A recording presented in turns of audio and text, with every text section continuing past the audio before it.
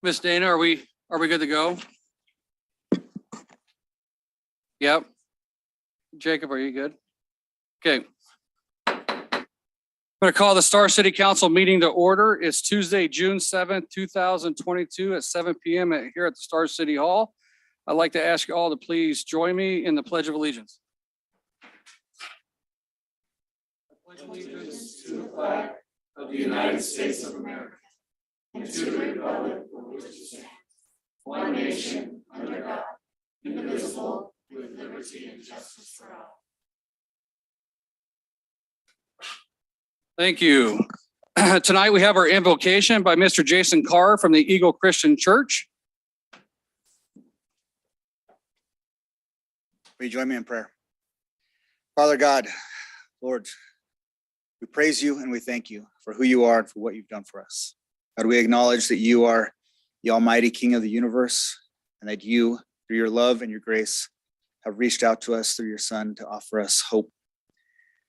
God, I pray tonight that as we are speaking, as we are listening, that you would give us wisdom, that you would give us patience. God, that as we look forward to the future and as we speak to the present, that we would all recognize that we have this city's future in mind. God, that we all want what is best for this community. So Lord, as we speak tonight, as we ask questions, as we hear answers, be glorified. It's in the name of your Son, Jesus, we pray. Amen. Amen. Thank you, sir. Appreciate you very much. Roll call. Kevin Nielsen. Present. Jennifer Salmonson. Here. Trevor Chadwick. Here. Kevin Wheelock. Here. David Hershey. Here. Okay, all present counted for. I'd entertain a motion on the consent agenda. Mayor Chadwick. Councilwoman, is it coming through hers? It's kind of quiet. It's very Hello? quiet, so. Can you hear me? Okay, out there? All right. All right, I'll move to approve the consent agenda consisting of item 4A, approval of claims provided and previously approved. Item 4B, findings of fact and conclusions of law for Star Road Learning Center. Item 4C, findings of fact and conclusions of law for Addington Subdivision. Item 4D, final plat Oak Lawn Crossing. Item 4E, final plat Star Point. And item 4F, final plat Milestone Ranch Subdivision Phase 2. Okay, we have a motion. Do we have a second? I'll second. We have a motion and a second. Any further discussion? Okay, hearing none. Roll call. Nielsen. Aye. Salmonson. Aye. Wheelock. Aye. Hershey. Aye. Okay, that motion carries. On item 5A, we're going to start our public hearings for our comprehensive plan and map update. So tonight, I'll open the public hearing. We'll have staff present their information, and then we'll have the public do their public comments on this. So if you want to speak to it, please make sure you sign up on that sheet back there with Ryan. And then council may ask you questions during your comments, just so you're aware. Everybody will get 3 minutes to comment. This isn't about, just so everybody's aware, this is not about current projects or anything like that. This is simply about the comprehensive plan, the updates we're doing on it, reducing the density and whatnot. So with that said, do we have Chris online? And Deputy Chief Victor's online too? Okay. Very good. So it is 7:04. I'm going to open the public hearing on the comprehensive plan and map update. So Sean, I think you are going to start, correct?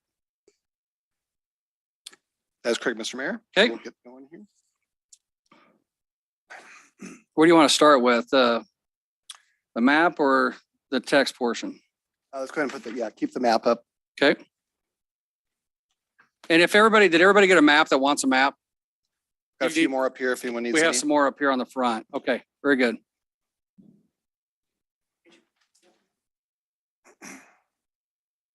So we'll just give it a second here. So Pass right along that. Ryan, right there, right, Ryan on your right. Ray on the right. You're on the right.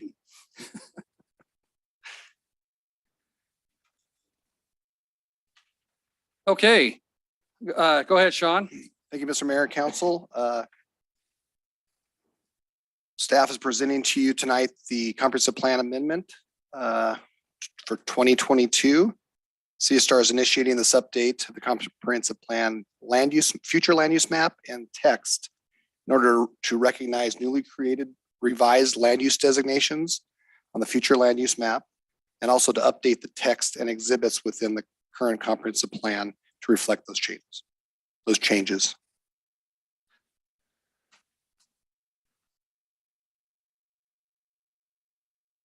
Staff notified public agencies and also sent out legal notice for this meeting tonight. The city also held a public open house on May 23rd of this year. We sent out approximately 7,000 invites to everyone within the city limits, the 83669 zip code, and a few in the Eagles 83616 In the Canyon County side up and there. in the Canyon County. Right. Middleton.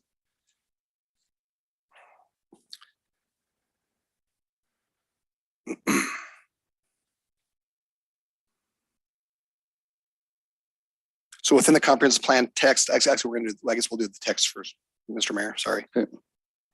Within the comprehensive plan text amendment, staff is proposing the following. Adding a low density residential land use designation that can be found on page 30 of the comprehensive plan. Also updated the estate rural residential land use designation. That's also on page 30.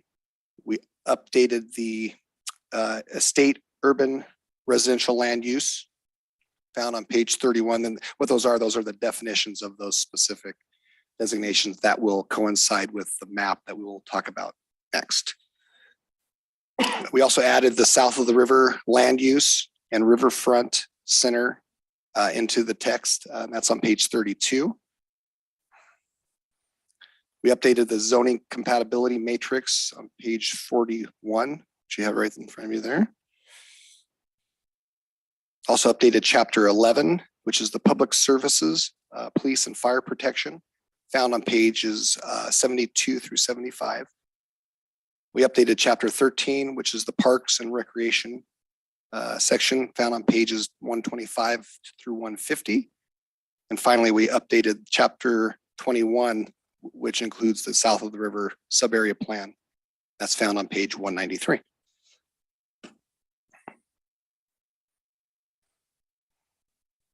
So I don't need to really go into the text. I guess I can read real quick the new designations for the public. Get to those real fast here. Give me just a second.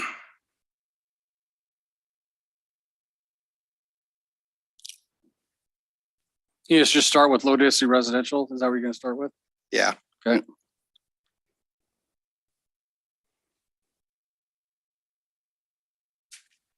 So this new addition, low density residential, is suitable primarily for single family residential use. Densities in this land use area are a maximum of 1 dwelling unit per acre. And it is the intent of this land use designation to provide larger lots and help transition from higher densities to the rural residential land uses, typically to the north of the city. Densities may be limited due to the availability of infrastructure. However, sewer and water may be extended to serve these properties where available, and wells and septic systems may be permitted for lots in this land use designation if approved by the applicable health department. Modified street sections and reduction in light pollution by reducing lighting standards may be offered for a more rural feel. Clustering is allowed to preserve open space. And again, that's a new designation. Okay. The estate rural residential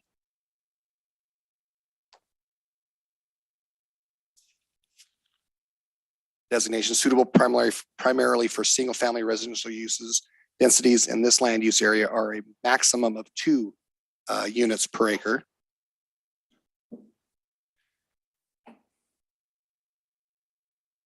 Then we have the estate urban residential. Those are again, primarily single-family residential uses. Densities in this land use area are a maximum of 3 dwelling units per acre.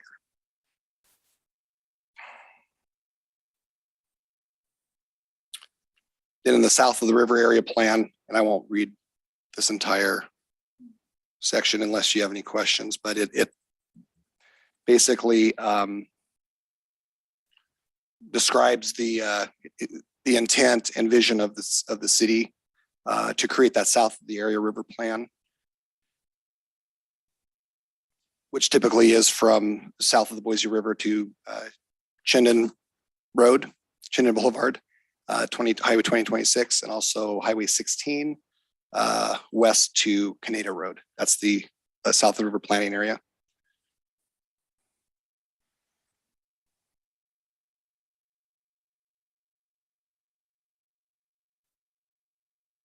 Again, we updated the zoning compatibility matrix to recognize the new Riverfront Center zoning designation and also to update those residential designations.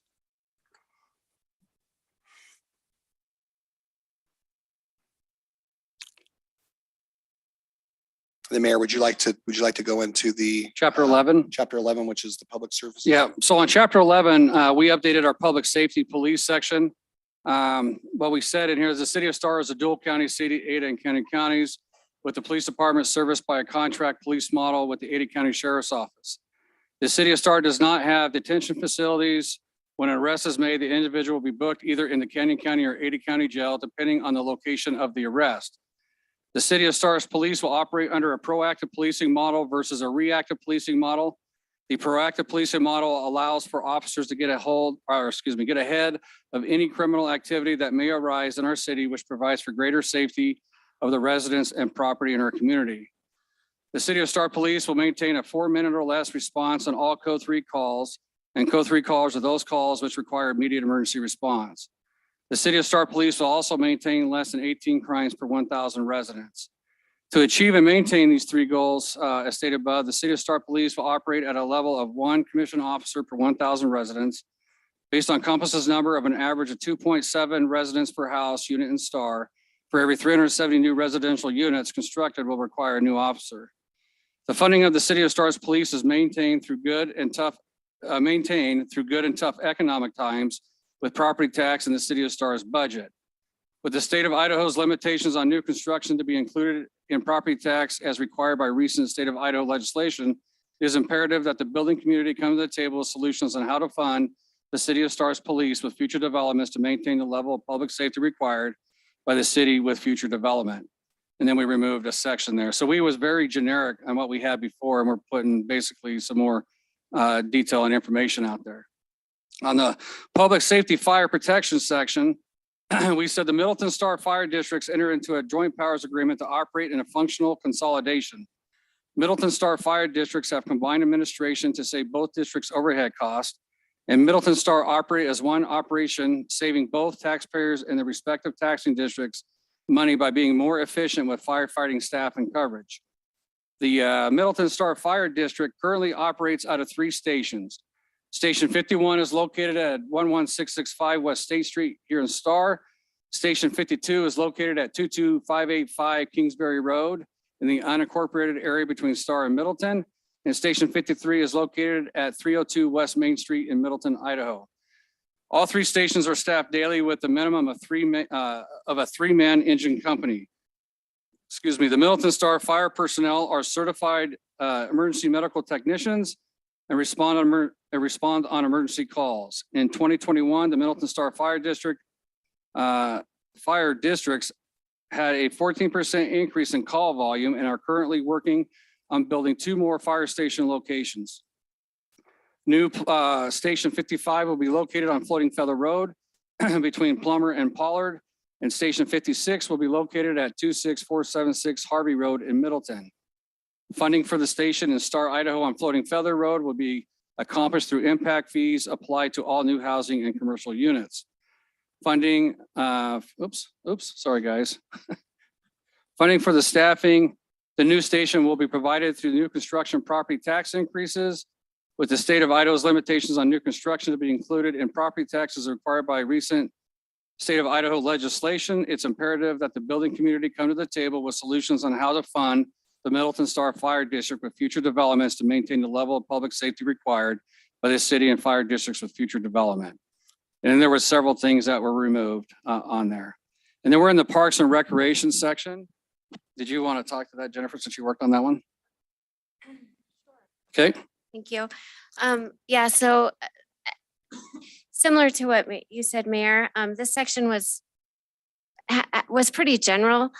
So I included some additional information and updated like our current, like the new parks that we have now. So those new parks are now included in here. One thing I would like to call attention to is on page 149. This is all new information, and it's about the level of service as we continue to grow. And all of our current parks, they've been identified, as 5 different types of parks. And in there, it shows like what our current level of service is, and then the additional acres that we need today to meet our level of service or where we're over. And then the additional acres that we're going to have in 149, sorry. Okay. that we're going to need in 2040. So I think that information right there is going to be very valuable in this section. And then I would also like to know on page 151, there is a future land or future park map that it just needs to be revised. That recreation and alternative transportation plan is over the top of it. So we just need to shift that Oh, down. yeah, you see that? Yeah. Yeah, Okay. so that map shows future park locations possible. So there's good information in there as well. Okay. Sean, back to you. Mr. Mayor and Council, in addition to the text amendments that we just spoke of, we also have Your several microphone on. exhibits. There we go. Thank you. Sorry. In addition to the text that we just spoke of, we also have several exhibits that are part of the comprehensive plan that we will be updating. In addition to the future land use map, I'll just go through those real fast. We have the updated eCamp map, which is our economic corridors, access and roadway connection management plan. That's basically all the future roadways within the city and impact area that show the different designations of how those streets will be built in the future and connected. We also have the updated area of impact boundary map.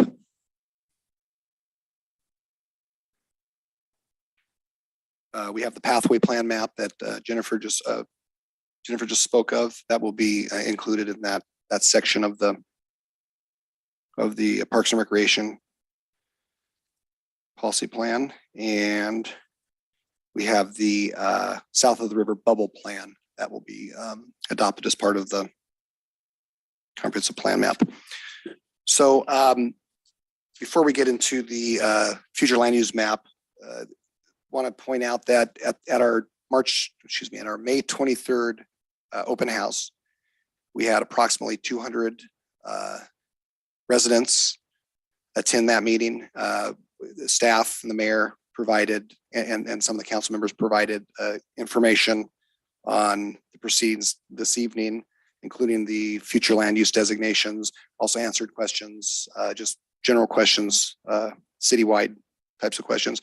The representatives were from all over the city and impact area. So we had a very good turnout for this type of open house.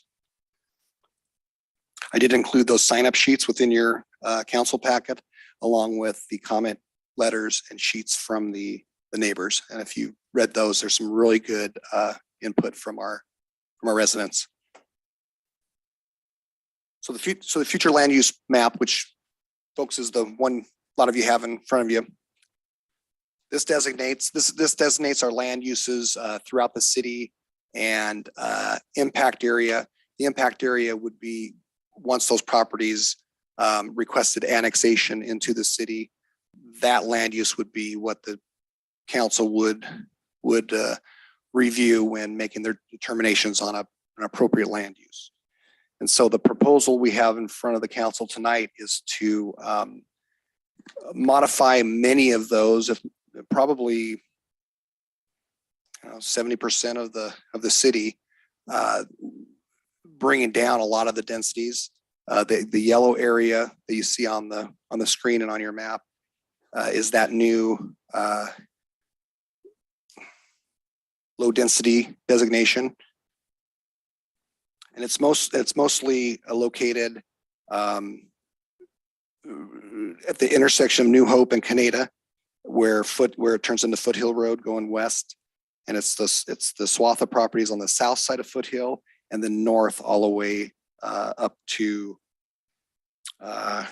Chaparral and Edna, with the exception of the Hillsdale area, which we've also designated as the estate rural residential designation, which is a maximum of 2 units to the acre. Now, keep in mind that does not take into account any applications that we already have in front of us. But should any of those applications be denied, withdrawn, or anything like that, they would meet that new comp plan designation. We also eliminated the majority of the remaining neighborhood residential designation, which is the 3 to 5 units per acre. And that's that kind of peach colored property there. There's a few existing developments that have already been approved for that designation. And then of course that red area to the south is the south of the river designation.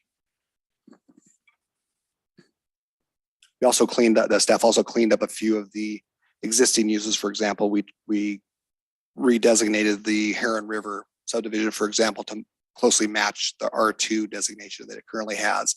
A lot of that's just house cleaning to keep the map consistent.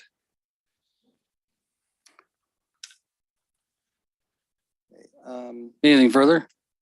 The only other thing I have, Mr. Mayor and Council, is we had a couple late exhibits that I presented to you in front of you. One is a packet of 2 letters from the property owner and the applicant at 1821 North Munger Road. I believe they're here to testify. They would like that property located at that address to remain that neighborhood residential, and we'll let them get up and talk about that. And the other thing I have is a email from Ms. Becky McKay, who is a land consultant here in the Valley, and she reviewed the comprehensive plan map and text and is in support of that. And so she wanted to get that on the record that she is in support of those changes as presented by staff. And that is all I have. I'll be open for questions. Okay, any questions of Mr. Sean at this time? Okay. Okay, hearing none, we're gonna open it up to public testimony. We have a few people sign up. When I call your name, please come up here and state your name and address for the record. And then I think Mr. Jacob over here is gonna time you on the 3-minute timer. Council may ask you questions as this process goes as well. So, okay. The first one we have speak is Mr. Steve Burton.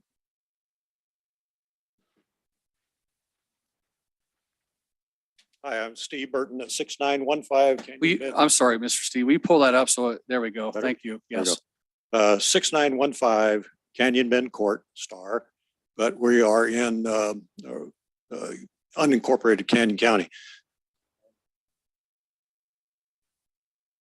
This area right here is the Sage Canyon Estates. That's basically the group I represent. You want me to zoom in on that one? Okay. Will you give him the pointer? Sage Canyon.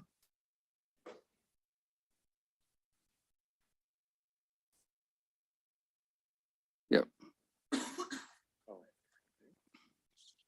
That way we can stay with the microphone and have it all recorded. So There we go. thank you.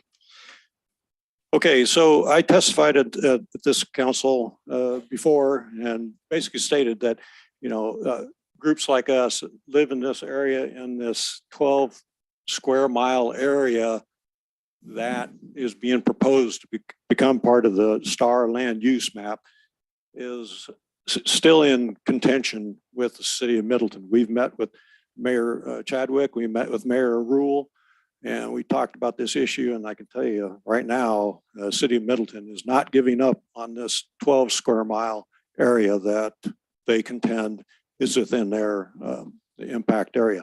So the whole idea of adopting this land use map now is premature. I said that before, and I think we're in the same situation. This is going to come down to a judge's decision or a vote of the people in this contested area. And so this, what you're doing could go for naught. This could all go back into the city of Middleton's impact area. So having said that, if we do get into a position where it's voted on, we don't know which way this is going to go.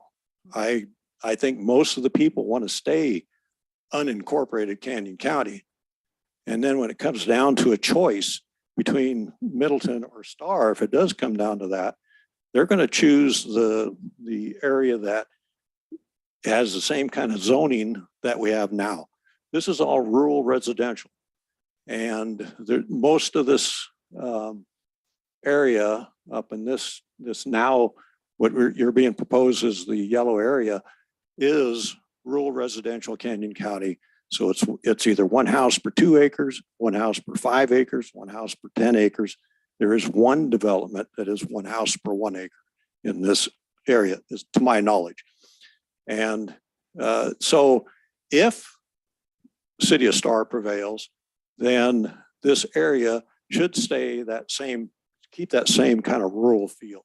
I think you've gone a step in the right direction. What you're proposing here, the light green area up here, you're saying one house per 2 acre. Well, I think it should be, if you're going to adopt this whole zone right here, you should be proposing one house per 2 acre or less dense than that. And that work really, if you prevail, City of Star prevails, it works in your advantage. It's half as many houses that you'd have to service in the future. Less you have to worry about for police enforcement, less you have to worry about for sewer, water, fire, all those services that you want to provide. So that's the position that we feel you should take. Okay. Any questions of Mr. Burton? I have one question. Can you give me that geographic boundary that you explained, like point A to point B? Okay, so this is where Sage Canyon. I need to hear it. Oh. Here. So basically you're asking from Canada, So New Hope and this, Canada all the way west to Kingsbury North is what you're asking, right, Jacob? yeah, That's what he's asking you to say. So, okay, so from Kingsbury west to Canada, and from Foothills Road north to Galloway Road.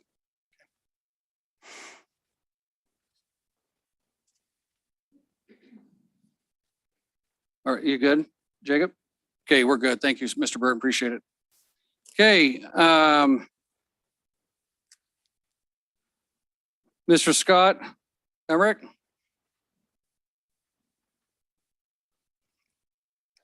you scroll the map? You want it over to your way? Yeah. There we go. Right there? Okay. Great, thanks. Where's- So you pull that microphone down for me too, and it should be on the top button. Got it. Got it? Okay. Okay, hi, I'm Scott Emmerich, 4981 North High Prairie. Live in the Hillsdale area. Referencing the map, the Hillsdale area is currently marked for estate rural residential. I'm sorry, estate rural residential. If you look on page 30 of the update, the verbiage you have in there for low density residential exactly describes the Hillsdale area, not the estate rural residential area. In addition, you moved my map. I'm sorry, I just wanted to clarify. So this low density, you're talking about this definition, right? Page 30. It's on page 30. Yeah, low density residential. Yeah, I'm pulling it back for you. Okay. Sorry, Scott. In addition, the Canyon County portion of Hillsdale, which is west of Canada Road along Purple Sage, is in the yellow, which is low density residential. However, the remaining Ada County portion of Hillsdale, you have in the estate rural residential. And I would urge you to combine those to all of Hillsdale to represent the low density residential, since that is what it currently is. The lots there are currently just under 1 acre. Largest lot is 5.03 acres. And again, the description in page 30 accurately describes the Hillsdale area as it is now. Okay. Do you have any questions of Mr. Scott? Anybody? Okay, thank you, Scott. No Appreciate it. bullets? No bullets. Sorry, You- thanks. Yep, we're good. So I got Miss Deborah Nelson.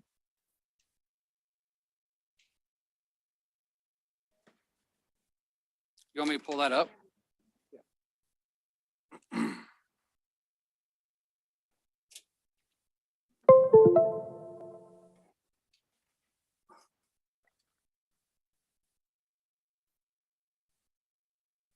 And you have the clicker there, so I'll start this and Thank you. yes, sorry. There you go. Mayor, members of the council, Deborah Nelson, 601 West Bannock Street in Boise. I'm here this evening on behalf of Zion Ventures, who has been planning a residential subdivision here, as you can see on this slide, at the northwest corner of Munger and the planned extension of Floating Feather on the south side. Currently, so this is your current future land use map. It shows this as your neighborhood residential with the 3 to 5 units per acre. And this evening, your plans would show this change to your estate residential for to be under 3 units per acre. The plans, though, for this development that they've been working on for some time were all based on the existing comprehensive plan and that 3 to 5 range, and they were planning a subdivision that was on the low end of that range at approximately 3.5 units per acre. They put the land under contract in October of 2021 and began meeting with the city in December 2021 for pre-application meetings. They did recently learn about the comprehensive plan change that would affect this, and they're here tonight to make a request to have this particular property preserved in that neighborhood residential. For your consideration, and to keep it that way, we wanted to try to explain why we think this particular property in this location makes sense for that slightly higher density designation. This is not an undeveloped rural area, as some of the areas that are shown on your future land use map that you're changing this evening are, nor is this area surrounded by large estate lots. Instead, this particular property is surrounded by several other already developed and developing and approved subdivisions of a similar size, with R3 to the north and to the east. The city also approved R4 zoning to the south. And so, and it's also an infill site. You can see just from where the city has surrounded the property. And so this is actually really near the heart of Star. I think you can see that better on this next. If you can see, let's see, where's the pointer on this? On the top button on there. on the face of it. Okay. Sorry. Oh, on the face. Okay. Yeah, excuse me. So you can kind of see right there, there's the property. I mean, this is still in the largely developed and heart of Star area here, where it makes more sense to concentrate just a slightly higher amount of density. It's half a mile from Star Road, 3/4 of a mile from Star Elementary, where again, close to schools makes more sense to have a little higher density, and about a mile from downtown. It's also, I think, very important for your consideration along that planned extension of Floating Feather and Arterial, which is the perfect place to concentrate a little higher density. By concentrating density in places where it is already developed, where you've got surrounding subdivisions of comparable sizes, where you're along a major arterial, where you're near schools, where you're near the heart of the city, that enables you then to provide needed housing, to provide diversity of housing, and still in the more remote areas where you do have undeveloped areas, where you do have larger lot parcels of land and larger lot subdivisions, to preserve that land with lower density. So I think it enables you to do a lot of the goals that you're trying to accomplish here tonight by focusing where you've got this right in the middle of this area. We gotta stop you. Okay, Thank you, Ms. Deb. thank you. Any questions for Ms. Deb at this time? Okay.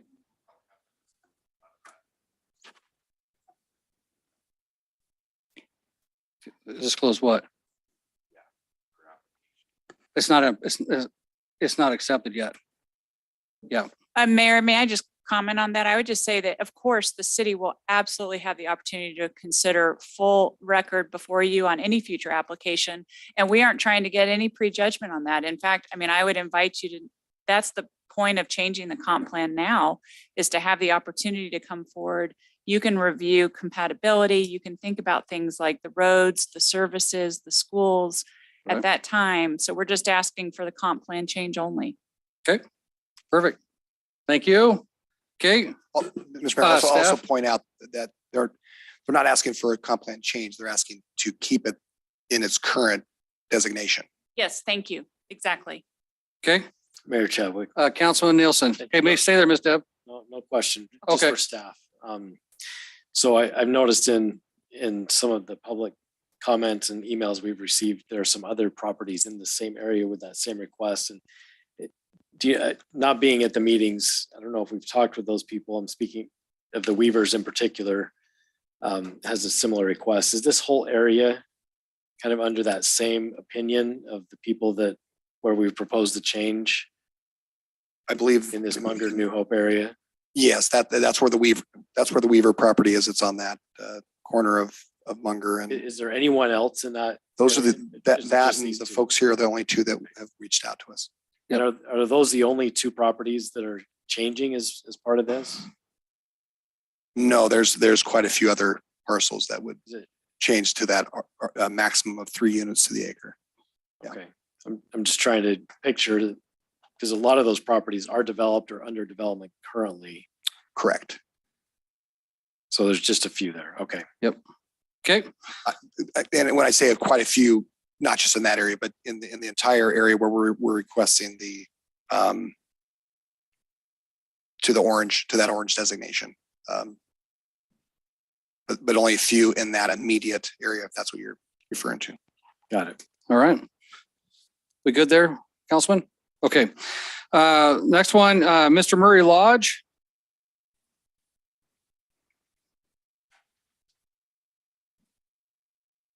So my name is Murray Lodge in 1821 North Munger. So I did a little bit of a redundant there, but as far as previous speaker, yeah, we're at the 25 acres that you just referred to. And as being the landowner there, home on that place, we're asking for the same thing, that we do not change it from residential to the urban estate residential, or keep it, I'm sorry, as neighborhood residential and not change it to the urban estate. And the way the property is situated, we have really a lot of buffer around that. So you've got on the north side, there's 100, you get the big canal that goes through there, and there's a big buffer on that. On the south side, you've got the Middleton Canal that goes through.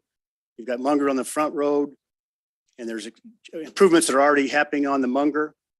So from a standpoint, it's really situated there that it can have the very low end of that existing 3 to 5 acre or 3 to 5 homes per acre. And so, we just would like to see that it stay in that same designation. Okay, Mr. Lodge, just real quick, you had put down an address of 12101 West Circle Bar Lane. Which one should we use for the? Well, that's what our house, Okay. the address of the house, but I guess the street, the whole front for the whole 25 Is the previously one? was 1821. Okay, got it. Any questions of Mr. Lodge? Could you just give me the area again? I missed it. So the area that, ooh, can you see this map right here? Same general area? Same place. This is it right here. That was the, Right, that's where I got confused. Thank I you. just coming up as the Landowner. landowner, just expressing our interest to do the same thing. I mean, we've been here for 20 plus years and raised our kids and everything else here. So, Mayor Chadwick. Yes, sir, Councilman. So I've noted that the plat, it's represented as currently being at 3.5, roughly 3.5 units per acre. This change would take it down, and that would be on the low end. This change would make 3 units per acre be on the maximum side of that. Yep. It's a very small difference. What's the driver between I don't know if 3.5? I guess I'm just gonna ask, he's not the one developing the property? I understand. Okay, all right, it's just, But he's our at- concern is it was That would be- devalue the property and it would affect, because we've, as was previously said, we've been under contract for over 7 months to have this thing and move on. And if now all of a sudden it changes and could devalue our property, that would affect our situation. So the comp plan designation changes the value of the property. Is that what you're representing? Yes, could. Okay, thanks. okay. Any other questions of Mr. Lodge? Okay, thank you, sir. Appreciate it. Yep. Okay, so I have, that's all that signed up to speak. I have, just to put on the record, Mr. Stephen Boyle at 24673 Blessinger Road that was uncommitted. I'm going to ask Susan what your last name is because I can't read it. I apologize. She here? Miss Susan, she's on Meadow Hills Avenue? No, I get that. I just, spell your last name for me so I get it on the record. SMALE. Okay, all right. And she signed up, I'm sorry, as for and not to speak. Mr. Jerry Arbiter was uncommitted at Crystal Springs Lane. Mr. Riley Werner was, he's the developer that missed Deb Nelson. And he was for most of it, except for the one property that was in the question. And Mr. John Bottles as well is one of the developers. He was committed for most of it, except for the one property, just so that's on the record and you'll get this all. Okay, with that said, we are going to have staff. You want to speak again? Talk to what you heard. Pass that over there. Mr. Mayor, I'm just going to stand for questions. I believe we've got everything in the record and in front of you. I don't think there's anything else we wanted. Oh, there was one thing we do want to add. Within the comp plan text, one thing I am going to change, I just want to get on the record, is I got a late exhibit from Marcy Horner with the West Ada School District. So we'll update the numbers we have in that graph that's on in the school section. We're also going to come back very, very soon. We need to update some of our other graphs. We just didn't have time to do it this go around. But there's some graphs and some population, Some demographics. and things that we'll get that back in front of you within the next month or two. But everything else we have in front of you tonight. Okay, do we have any questions of staff right now? Mayor Chadwick. Councilman Nielsen? So some of the comment, especially that was received during workshops, I'm not sure when some of these or these comp plan zone designations, when those requests came in or those concerns came in, but I'm just curious if they came in time to include it in here, was there a reason that they were not included, or did they not come in time to just reflect what the property owners desired? We don't have anything. We haven't met with any of those property owners. The only ones we've met with were the folks that Ms. Nelson represented. We have met with 5 or 6 other annexation applicants. They all are going to meet what we're proposing, so they have not provided any comment.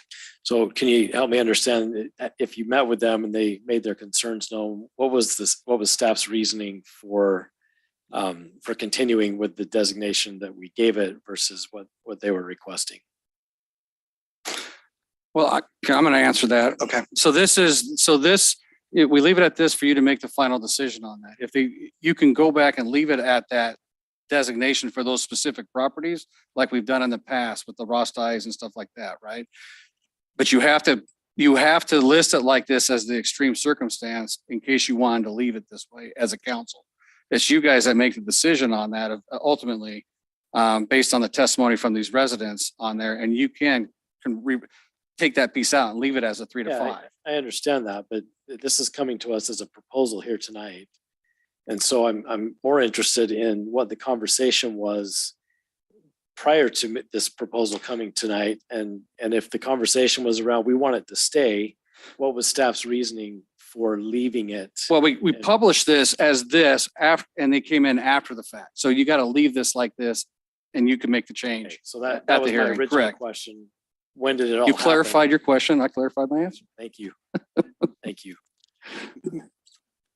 Is that good? No further questions, Okay. Your Honor. Councilwoman?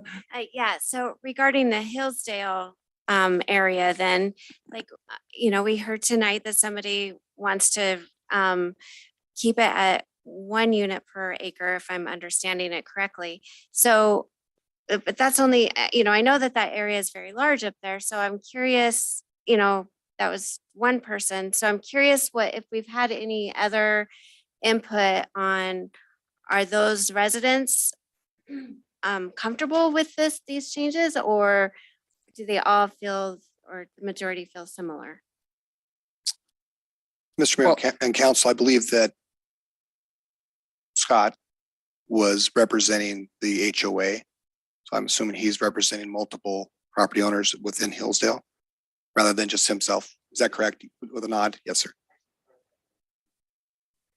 Yeah. So Scott, come up here, Scott, and just clarify who you represent. So it's on the record, Thank you. please.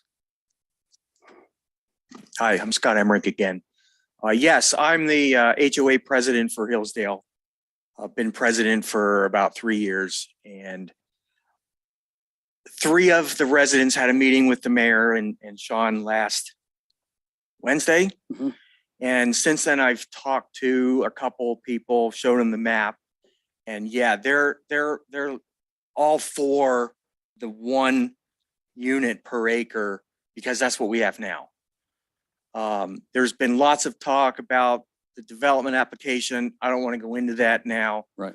But I think a lot of people would be very happy with additional development under the plan of 1 unit per acre, like what we have now. Again, so this is, it was published as this. Right. Came in and asked for that. So we can't make that change until the public hearing. Right, okay. And I do appreciate you getting a haircut for us tonight too. So it looks pretty good. So then what you're, I have here. That's right.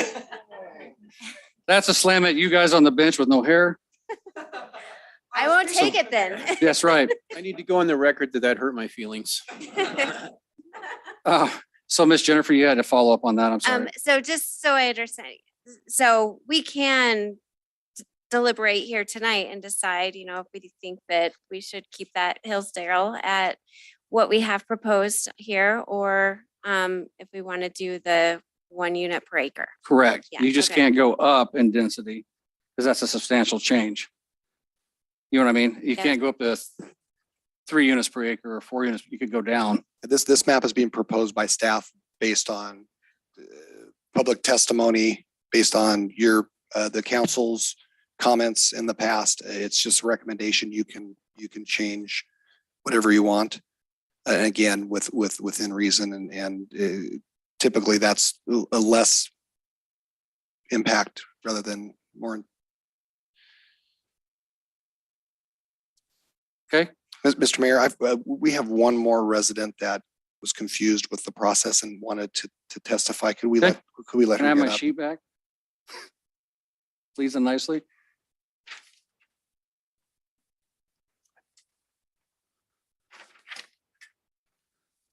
So state your name, please, and address for the record.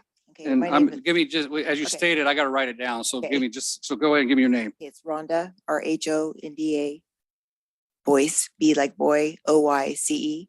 Okay. And my address is 11899 North Catamaran Way in Star. Okay. And I was unaware that anyone was going to be challenging the property that faces Munger, the 25 acres that the developer and the landowner spoke to. And I just want to call attention to the fact that I understand that there's a desire to make as much money as you possibly can on both sides of that. However, we're the ones that are living there and are going to be dealing with the excessive traffic if you leave it at its current designation. So I'm asking Mr. Mayor and Council that you consider going forward with your plan, as I think it's a maximum of 3 per acre. Okay. That's Thank you. Any questions of Ms. Rhonda? All right. Thank you, ma'am. Thank you. Appreciate it. Okay. So we will, any more questions of staff? Or staff have any comments or anything on that? Again, regarding that last piece of property that was spoke of and the testimony from Ms. Nelson, this is just a comp plan designation. Anything proposed would still have to come back before council for review and approval, including neighborhood meetings and all that. So just keep that in mind. You're not making a decision on a specific development. Correct. Do you have a question? Councilman Wheelock? I don't know if this is appropriate time to counsel or not, but Kevin, one of the things that I saw as a problem with that, changing it 3 to 5 or 3 and under, is historically we've gone as low as we could after we've decided what maximum is. And I think that 3 to 5 leaves it so that if we go as low as it can, or low as we can, inside that parameter is still above what they're expecting. So if we go to 3, they're gonna, and we would, as a council, historically push for them to be significantly lower than 3. And I think that's what they're trying to protect themselves from, would be my opinion. Okay. So, Yeah. So real quick, so do we have any more questions of staff, or can we close this and deliberate? Hold on just a sec. Just, Okay. I just want to put in there that, you know, by just the way the law works is that one decision on an application doesn't predetermine the outcome of another. We don't work on case law. And so I think your Councilman Wheelock is correct that on many applications, we have pushed for that lowest density, but I just don't want to put it out there that that's what this council has stated or desires to do, that we consider each one on a case by case basis. Right. Okay. Any further questions of staff? Yes, I have one. Okay, Sean? Sorry. So, and I guess it's more for my own clarification. The very first gentleman that spoke, what was that? Can you This- show me on the map? this right where up here. that is? Okay, so is that this block right there? Yeah, so he's talking, when he's talking you're talking the 12 square miles? Yeah. So I think he's referring to, I think he stated New Hope and Canada all the way over to New Hope and Kingsbury and all that section north up to that Galloway, planned arterial connection. up to Galloway Road. Yeah. So so here, so now we'll pull it up on the map, sorry. Just make sure that we're all on the same page here.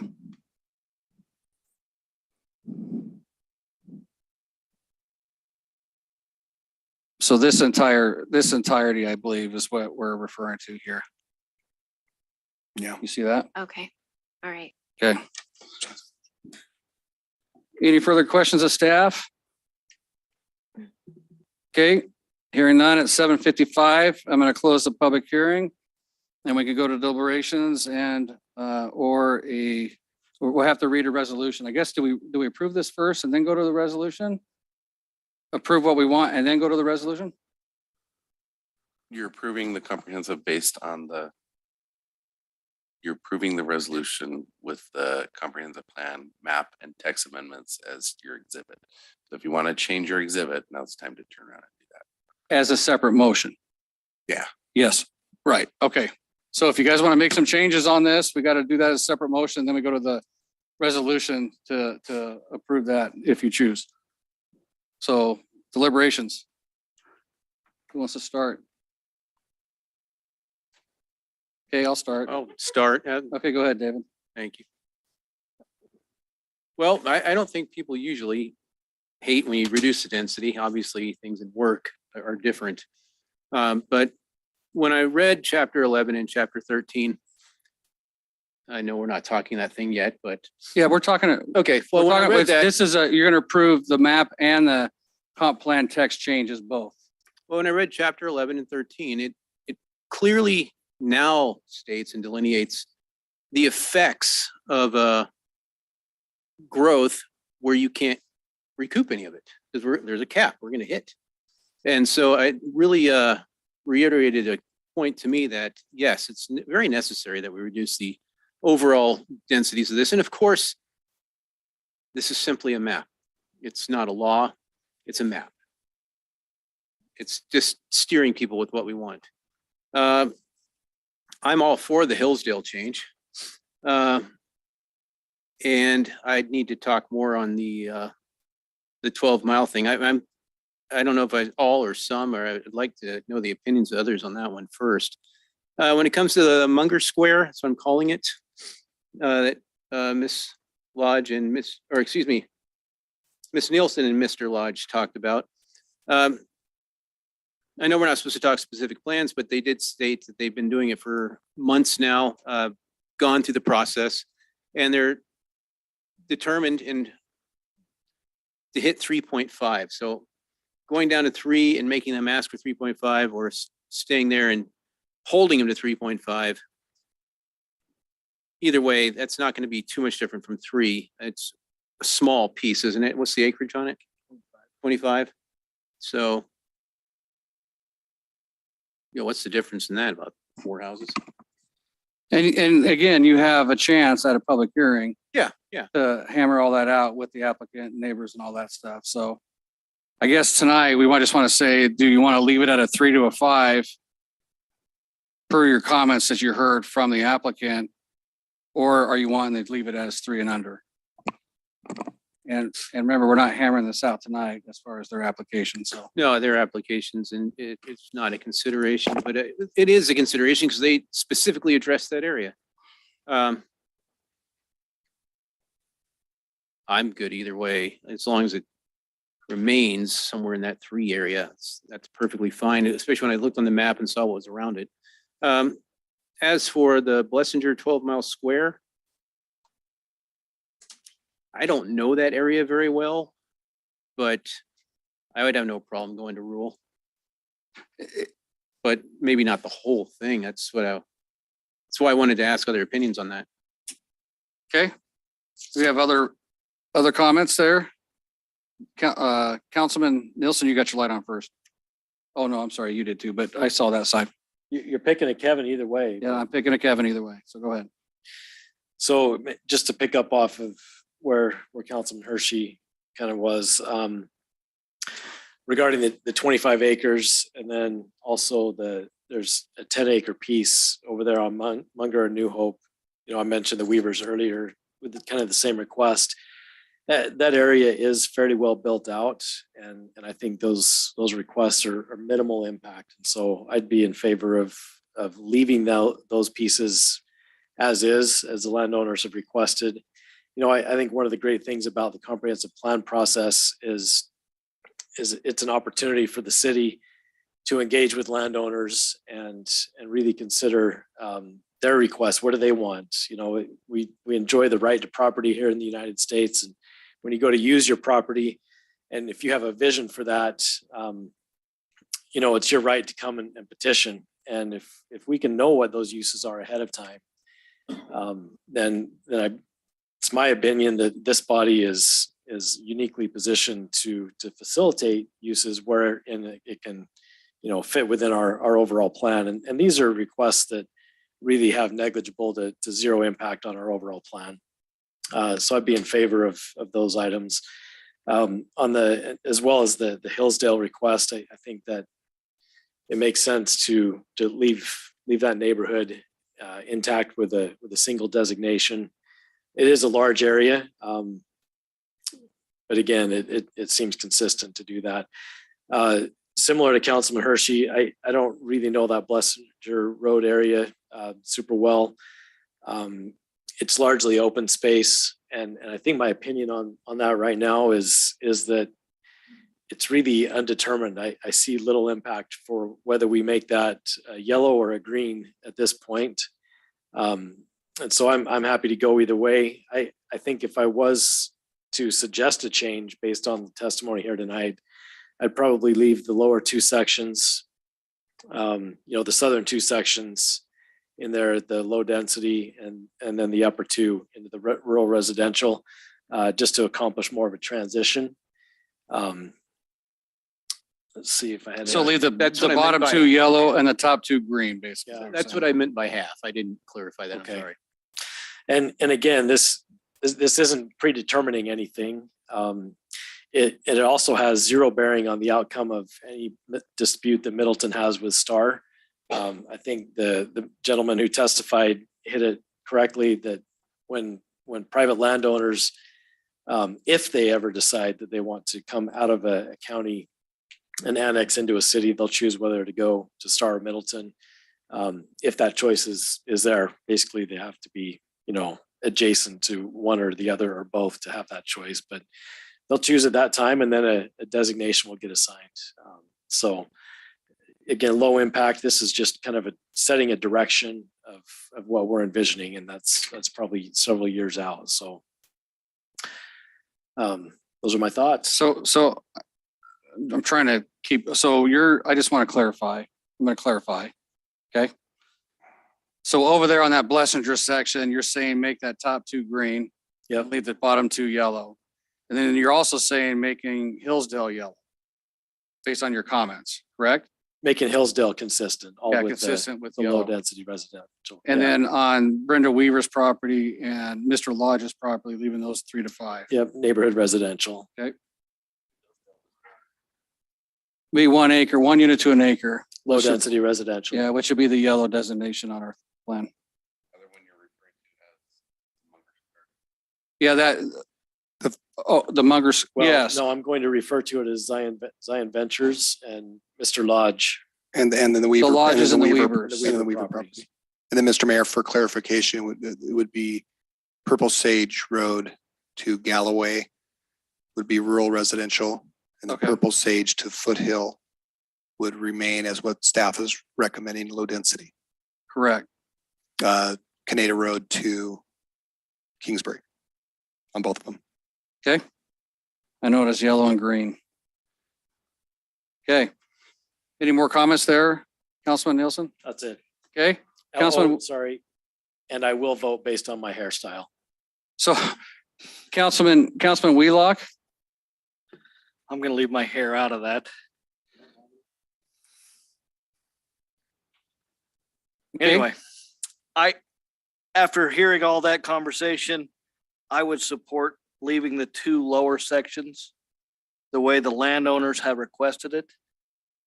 And adjusting the other 2, I support those changes in that description, with Hillsdale being low residential, yellow, and then the green yellow transition at Purple Sage.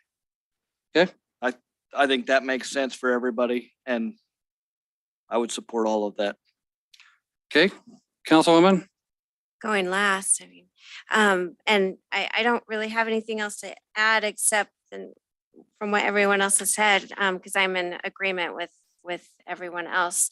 I think it makes sense, and we like this is the time that we take the property owners' input and we can build this in.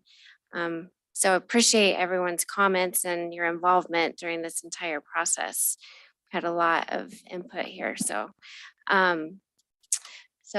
So I want to, What, can I make some comments Yep. real quick? So I support the changes that you guys are saying. I just want to let everybody know that I appreciate everybody's coming in and discussing this and even meeting with us, right? Coming into the city and meeting with us, because that's important, because this isn't about us, it's about our community. And we recognize the fact that we are growing quick, and not one of us up here created COVID, that created this mass exodus that came out of these other parts of our country. We're dealing with those issues right now. And we dealt with some of them in 2020 on trying to fix some of that growth issues in our public facilities and our roads and stuff. We're in constant communication with these folks. So I appreciate when we had that meeting on the 23rd of May, I was blown away, to be honest with you, because in the history on these things, and I've seen comments where people go, I can't believe you guys didn't plan, you only had 4 chairs. Well, in history states to us that in the past, people just kind of roll in and roll out of these meetings. It was awesome to see about 200 people show up all at once, and it totally took us by surprise because we had to adjust on the fly to make sure that we can communicate with everybody as best as we could. So the public involvement is very important in how we drive this. I also want to say that the city of Star, if you look at this, is the only city in this entire valley that's taken steps to reduce the density challenges and issues that we have. Not one other city is doing this. So I give you all props up here for trying to get this done and trying to make this the best community that we can in the valley. So I thank you all for that. So with that, I'll leave it alone and let you guys make your motion. I'm going to make a suggestion that we make a motion on the map right now with the changes, and then we come back and talk about if there's any changes that need to be made on the text and do that separately, and then we can roll into a resolution. Okay?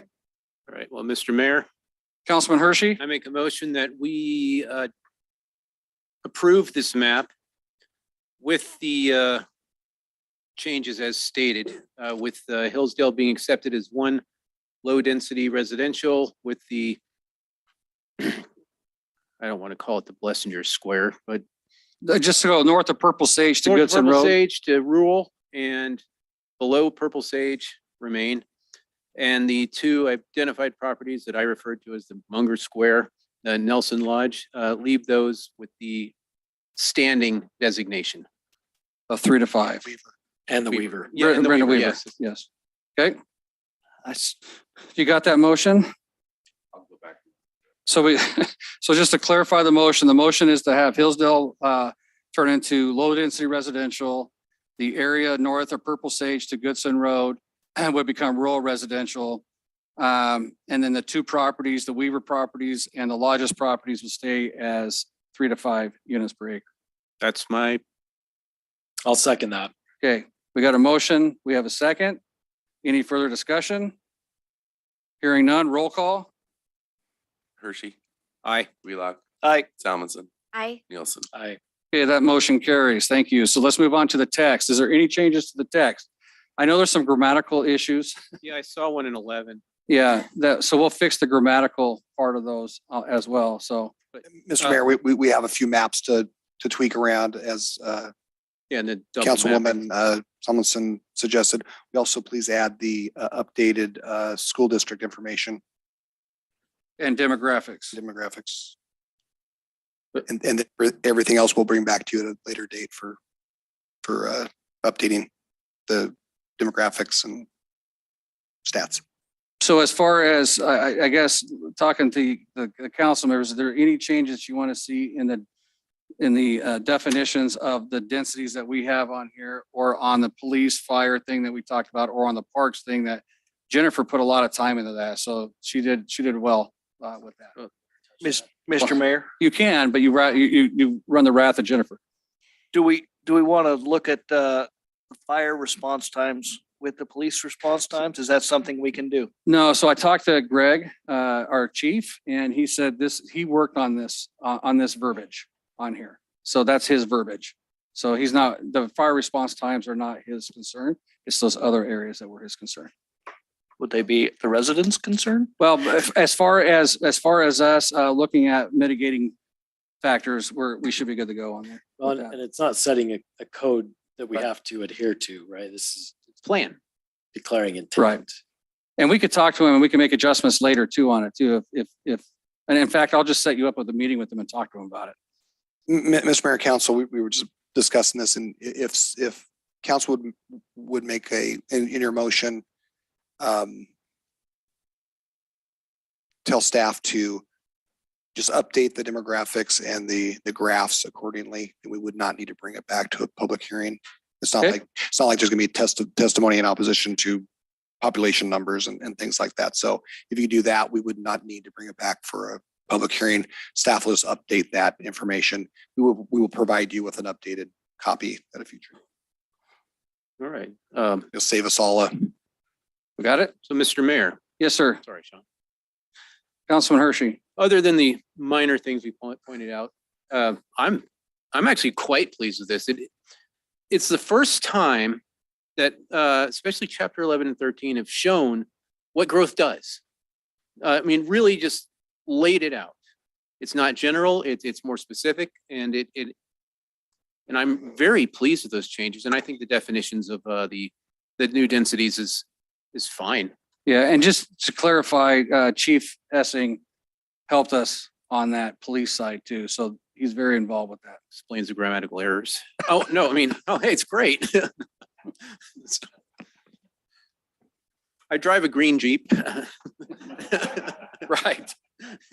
Right. And so I'm quite supportive of adopting this as is with the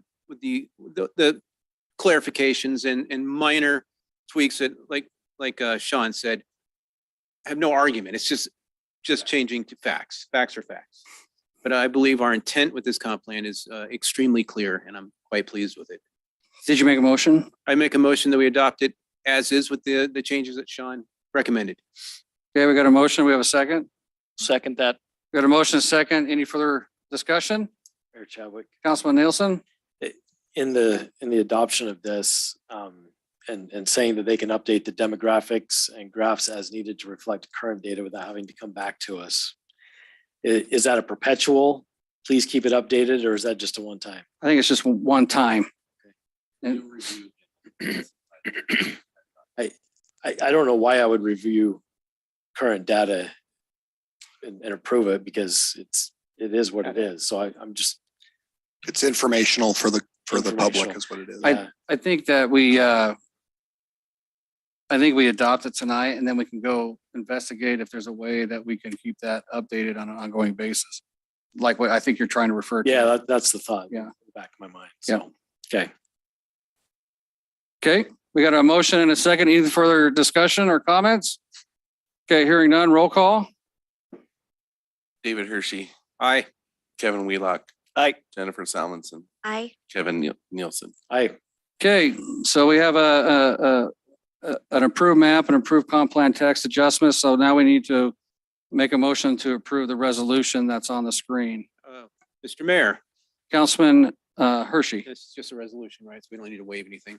I move that we approve resolution TBD-2022, the 2022 comprehensive plan and map use update and adoption.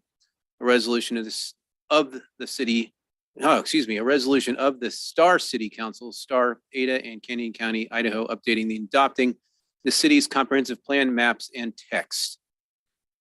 Do we need to read the whole thing, the whereases? Okay, good. So we got a motion. Do we have a second? Second. We got a motion and a second by Councilwoman Salmonson. Any further discussion on that? Mayor Chadwick, Councilman Nielsen? just a point of clarity. When we make a motion that we're adopting resolution TBD, is it advisable that we recognize that TBD means to be determined? So that number will be changing, And not be a TBD. right? Okay. Okay, clarified. Okay, any further discussion? Okay, hearing none, roll call.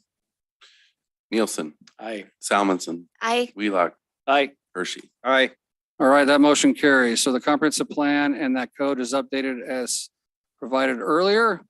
I am going to, give me just a second here, folks. We're going to pull up the next item on our hearing, which is our fee. Oh, I got to give you this. I'm sorry.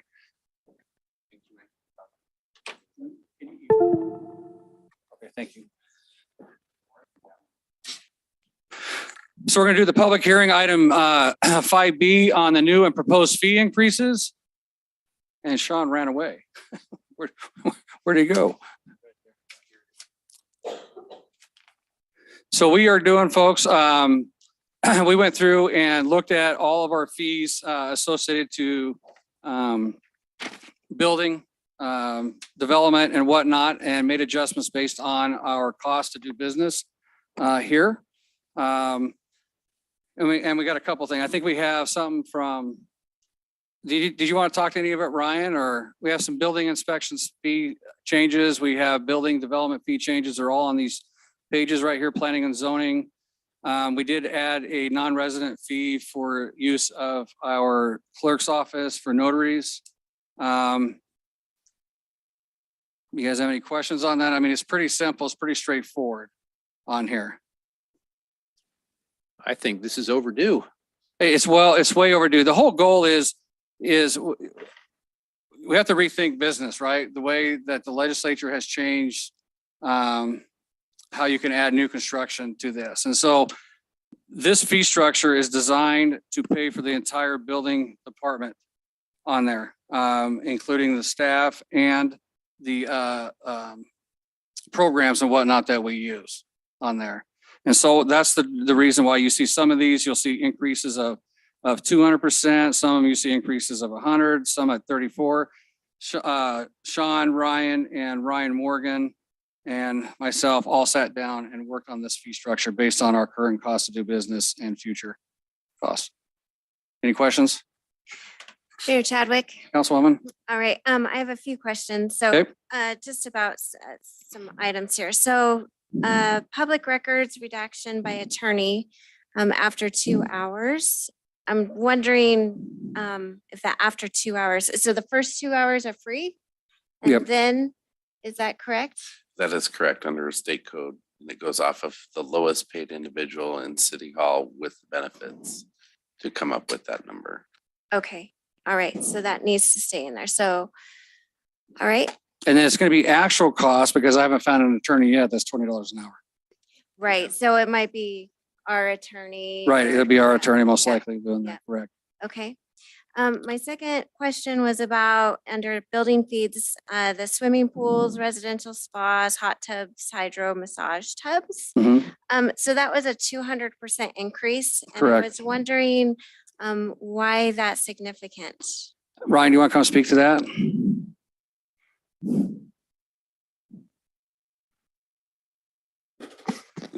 Mr. Mayor and Councilwoman Samuelson, I apologize for my voice. The change is because there are multiple inspections that are required for that.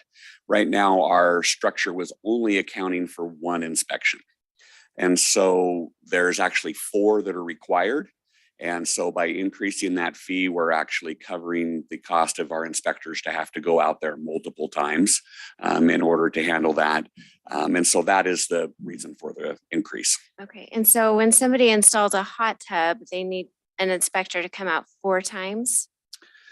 The potentially, I don't know, Okay, because I know, there's gonna I did be, it, and it's one time. yeah. Well, but this is a classification that the industry utilizes and combines them together. Sure. Yeah. But right. we got to take into consideration what's actual here. So, Well, Is it- if we need to break it out, but the pools and the spas and the things that we're seeing are definitely multiple trip requests.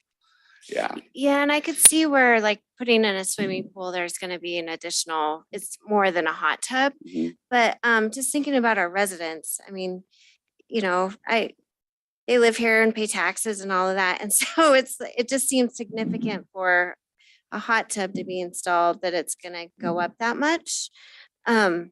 I also, like I see down below, there's a pool application review fee. Mhm. So that's just, that's not gonna include the going out, the inspector piece of it, but so, I don't know, maybe we should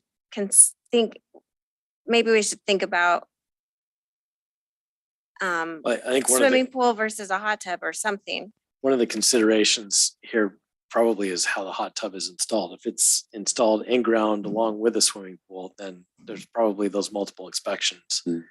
But in most cases, even if somebody's pouring a concrete pad, the concrete pad isn't large enough to require a building permit. The only thing that you would need is an electrical permit. But to classify here that if you're going to put in a hot tub, you now require this permit. So you're doing this one and electrical. And No, that's, so hold on, Councilman Astin, it's the same permit. This is the only the electrical portion of the permit process. So there's not an additional permit unless it would be required from a building perspective. This is strictly just an electrical permit that is required here. and there's 4 visits on an electrical. Because see, when you said 4, I could see, dirt work and concrete, for footings and stuff like that, Right. and electrical, and then final. But if this is all just electrical, This is all electrical. And then we'll keep it at 65. and I will add. Whole thing at 65? If this is an electrical permit. You're talking for swimming pools, residential spas? I disagree with that because there's multiple inspections on the electrical side for the swimming pools. It doesn't get covered by one inspection. There's several that goes along with that. I don't know if we know that. Yes, we do know that. for We're- sure. we're- for The certain, reason this 100%. came through is we've been working with our electrical inspectors and stuff on this, and we are the only entity in this valley right now that's at $65 on this inspection. Everybody else is at $195 or higher right now because of the number of inspections that are required. And these are all classified. If you want to pull out the hot tubs and make it at 65, fine, whatever, we can do that. But the remainder of those require multiple inspections out Hydro massage tub, that's installed inside the house, right? there. The what, I'm sorry? Hydro massage tub. I don't know. No, negative. So Those are maybe, the swim spas that are in Got the it. backyard. Right. so would you be comfortable with having a swimming pool on a separate line at 195 and then doing the other spa, hot tub, hydro massage tub at 65? I think Does that the hydro sound massage sounds like like just like a all swim. the Yeah, I- expenses would be covered then for the hot tub piece? So great question. So Councilwoman Solomon, I think if we were going to remove anything and make it 65, so Councilman Nielsen, it would be the hot tub. Yeah, to be honest with you, all of my conversations on these were everything outside of the hot tub. It's just how the permit is and how the inspectors and the jurisdictions have everything classified. I think we could live with breaking everything else out and having the hot tub separate. Because if there are additional connections that are there, I think we can call that out in an additional spot on the application. The swim spa is the equivalent of a hot tub. Both of them crane in and they're the same. So Okay. Just saying, Electrically? that's electrically, they're the same.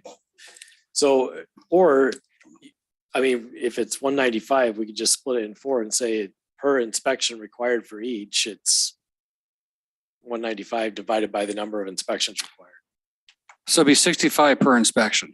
or less. Well, you 195. can't go less because it's just not our inspector that we're dealing with. We're dealing with our personnel that are operating, that are scheduling those inspections. We're dealing with the systems that we're utilizing that we paid lots of money for. This is just not about a person going out inspecting. It's about the entirety of the cost of doing business with that. I completely understand that. And yet, if we're going to do 4 inspections for 195, maybe it's easier to do more than just one.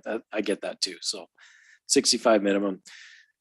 So yeah, I think Councilwoman Salmonson pull the hot tub out, and I don't know what the difference between a residential spa and a hot tub is, but it seems to me like we should have a little more information on that one. And by the way, this is the only one that stuck out to me on page 2. So Okay, so what's our solution? separate hot tub and spa. Well, but they can ask me questions first, right? And then we'll do the public hearing. So, right. You want me to wait? No, you can, you're asking the question. No, Okay. you can absolutely ask the questions. Okay. So think about the solution. Okay. Okay, good. Think Mr. about the Mayor, am I solution. done Yes, you're for done. this minute? Thank you. Maybe not. I might have a few more questions. Yes, for you, if ma'am. that's- Is that okay? If Yeah, I ask ask, him yeah. question? Okay. So regarding, what is the neighborhood radius list / labels? Just curious what that is. Yeah. I'll take. So that's Sean's Donald, take department. that one. Is that the like mailing labels? Yeah. Okay. And so, We produce all those now. okay, They used to be done by the county. Now we have to do that. yeah. I'm sure that that takes a lot of time and there's cost involved, so it's important to charge. So regarding the home occupation permit, so that one went up 52%. And a while ago, I did some searching to see what other cities do. And a few years ago, and we were at the highest current at that time at 230 for home occupation permits. And we still and then if we increase it up to $350, I mean, it's way above what other cities do. For example, Caldwell's at 105. Eagle is high at 1,200, but they only require it if you have a daycare, and that license is for 5 years. CUNA is $24, Meridian's $53, Middleton's $0, and Napa is $100. So I know that it takes effort from the staff, but I'd be curious to know, like, it doesn't seem like, do we get a lot of home occupation permits? So we don't really get that many, but when we do, we, staff time to review them, go out and inspect them and all that. That's what that increase was for the staff time. And so it's really for those permits that, so I'm a home business, and I went through the process of getting this home occupation permit, but it was really expensive. And I just operate out of my little business or out of my little office space. And technically I'm supposed to have a business license, or I'm supposed to have this occupation permit. And I know that there's a lot of others out there. So I guess maybe my solution to this is that I would not be in support of raising the fee right now, and in the future, I think we need, and I can work on it, of coming up with a solution to, I don't know, like, I don't have the permit, this home occupation permit, and I feel like I'm breaking the law. Why don't we? Chief? Yeah, come arrest me or give me a misdemeanor or whatever. I wonder if the question of staff in this scenario really is around what staff is going out and what are they doing? Help us understand where those costs are coming from, because these are supposed to reflect actual costs and not just whatever we think. And so, Well, that's okay. And to be fair, this isn't whatever we think. This is it was an exercise that was done. I'm not suggesting that it is. Okay, I just want to make sure I'm that asking was the the case. question.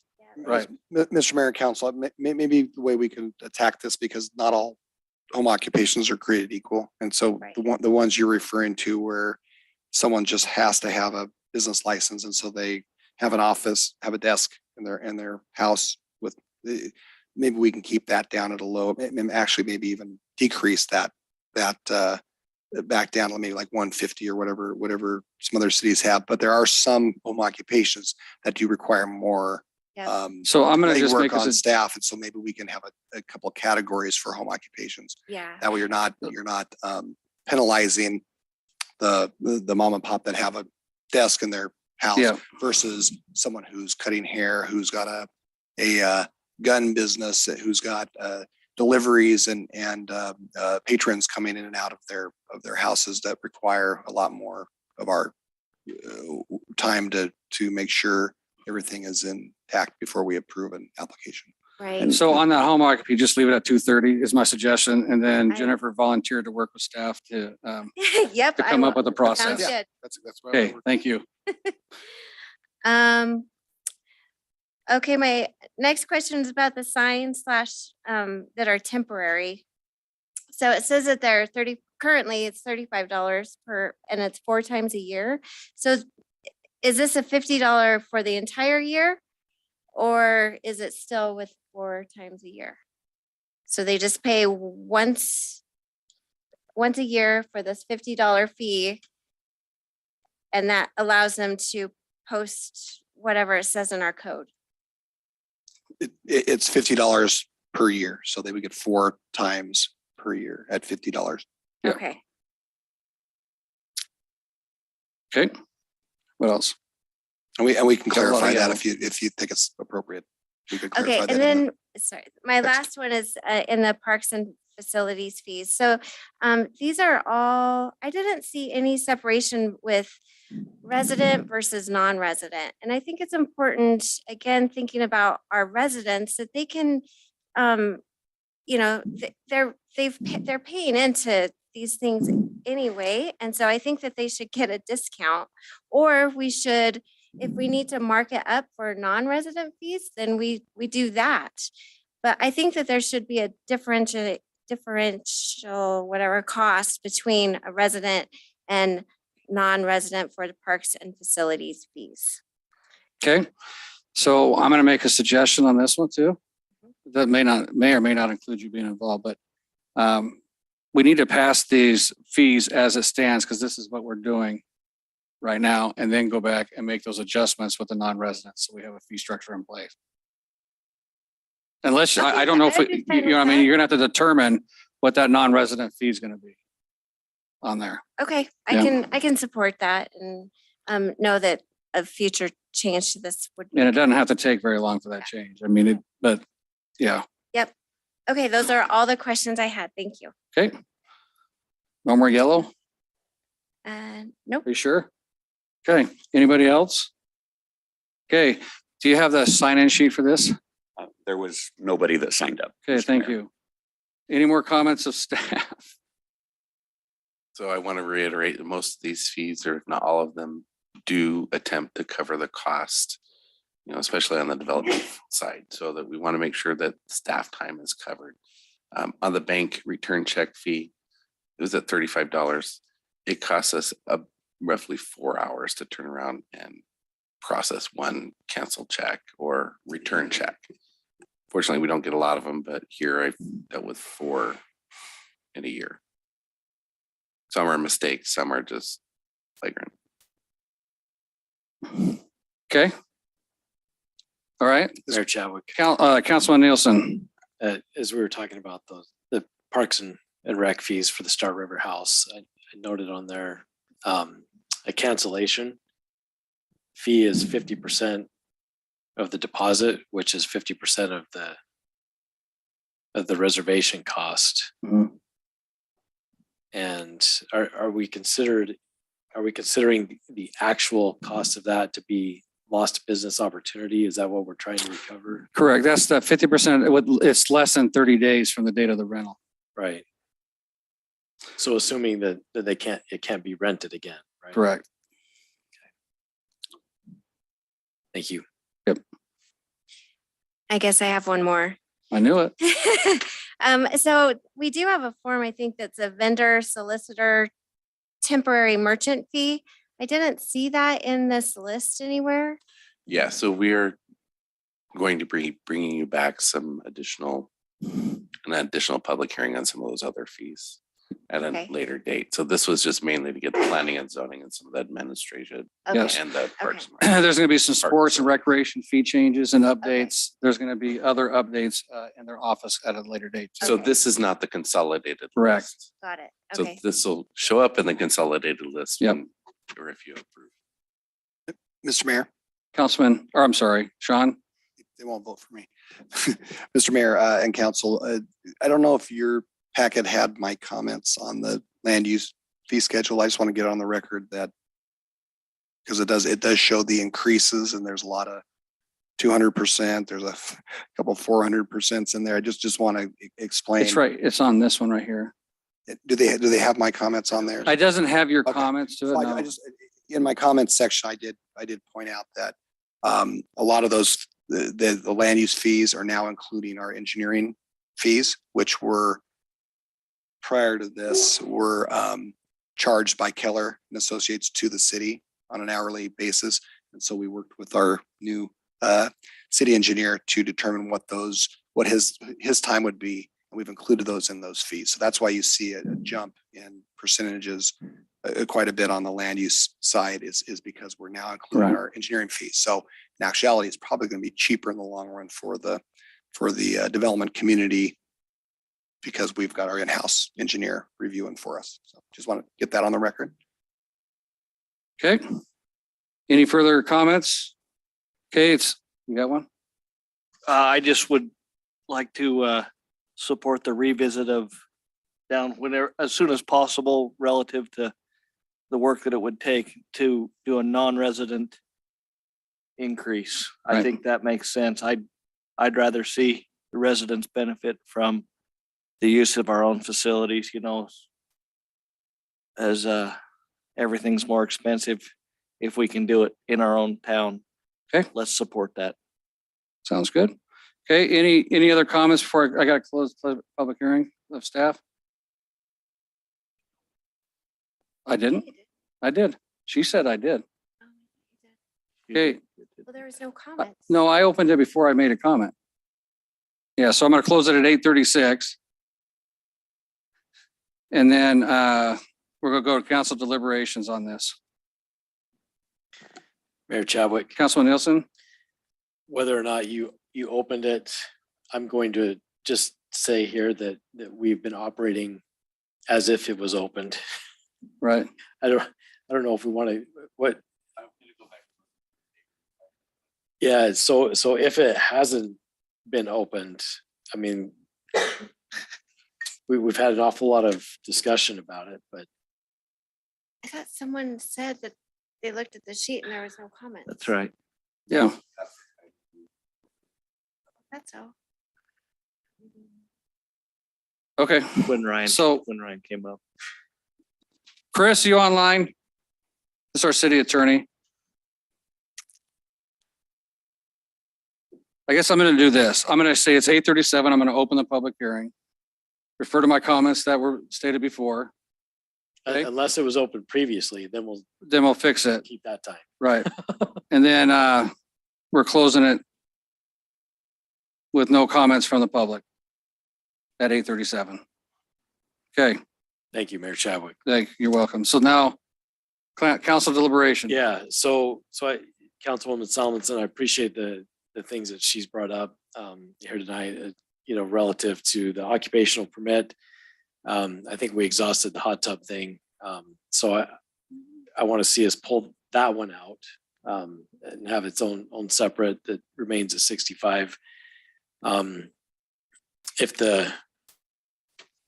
can't remember if the residential spa, I'm not sure the difference between that and a hot tub, but perhaps that one comes out, residential spa and hot tub are treated differently than the swimming pool and the other one.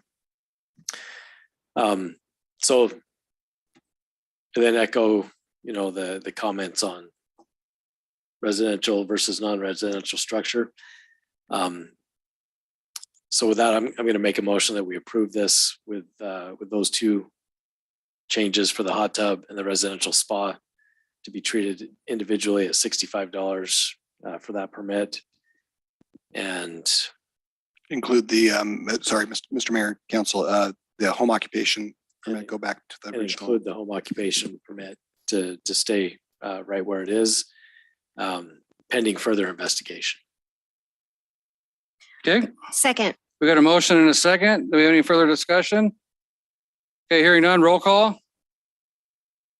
Hershey, Aye. Wheelock, Hi. Salmonson, aye. Nielsen. I Okay, that motion carries. And just for the record, Chris has sent me a message. He can't get online and he's having a hard time with his voice on there. So it's not going through. So he said, everything has been stated is on the recording and would be acceptable to a judge, even if the public hearing was not technically opened.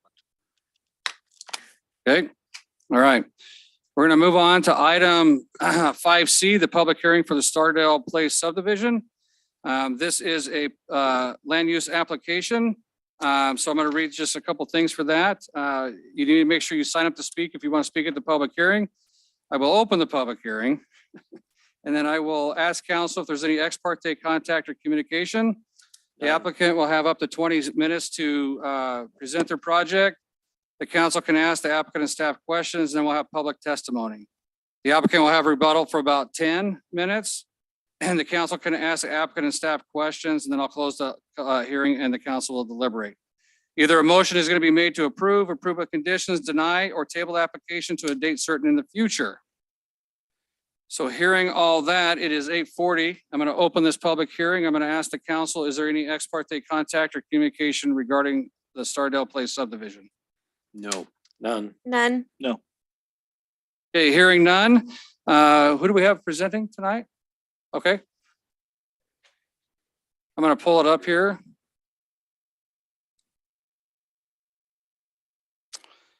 And please state your name and address for the record.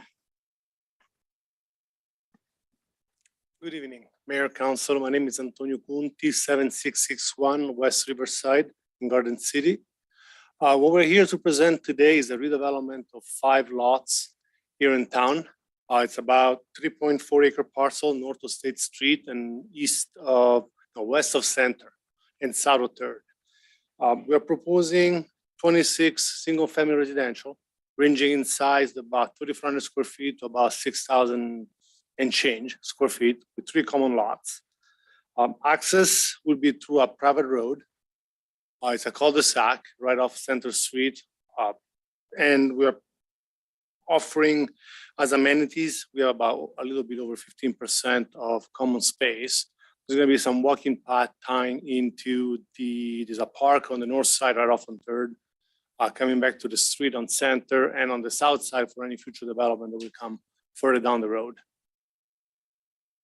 Any questions? So we have some questions of the applicant. Yeah, I have a question. We've recently seen a development that was, is it Addington Place? Is that the one? Where's it at? To the south, is that South of Addington? this, Okay. that couldn't cross that ditch to hook onto Center. Is that correct? Am I talking about the same ditch? The ditch is on the south side of the property. It's outside of our property. There's a big significant ditch with a gigantic pipe that runs underneath. It's on the south side of this property. Between us and Center, there's absolutely nothing. There's houses right now with driveways. Okay, I didn't know if that ditch continued up Center into this property. Okay. More questions? I have, density is a little thick from my point of view. What type of developments are you looking for in there? We're looking single family. We're asking for zoning R7, which will match what's currently to the south and to the west, if I remember correctly. And I think we're coming in at 7 point. I wrote it down, I don't remember.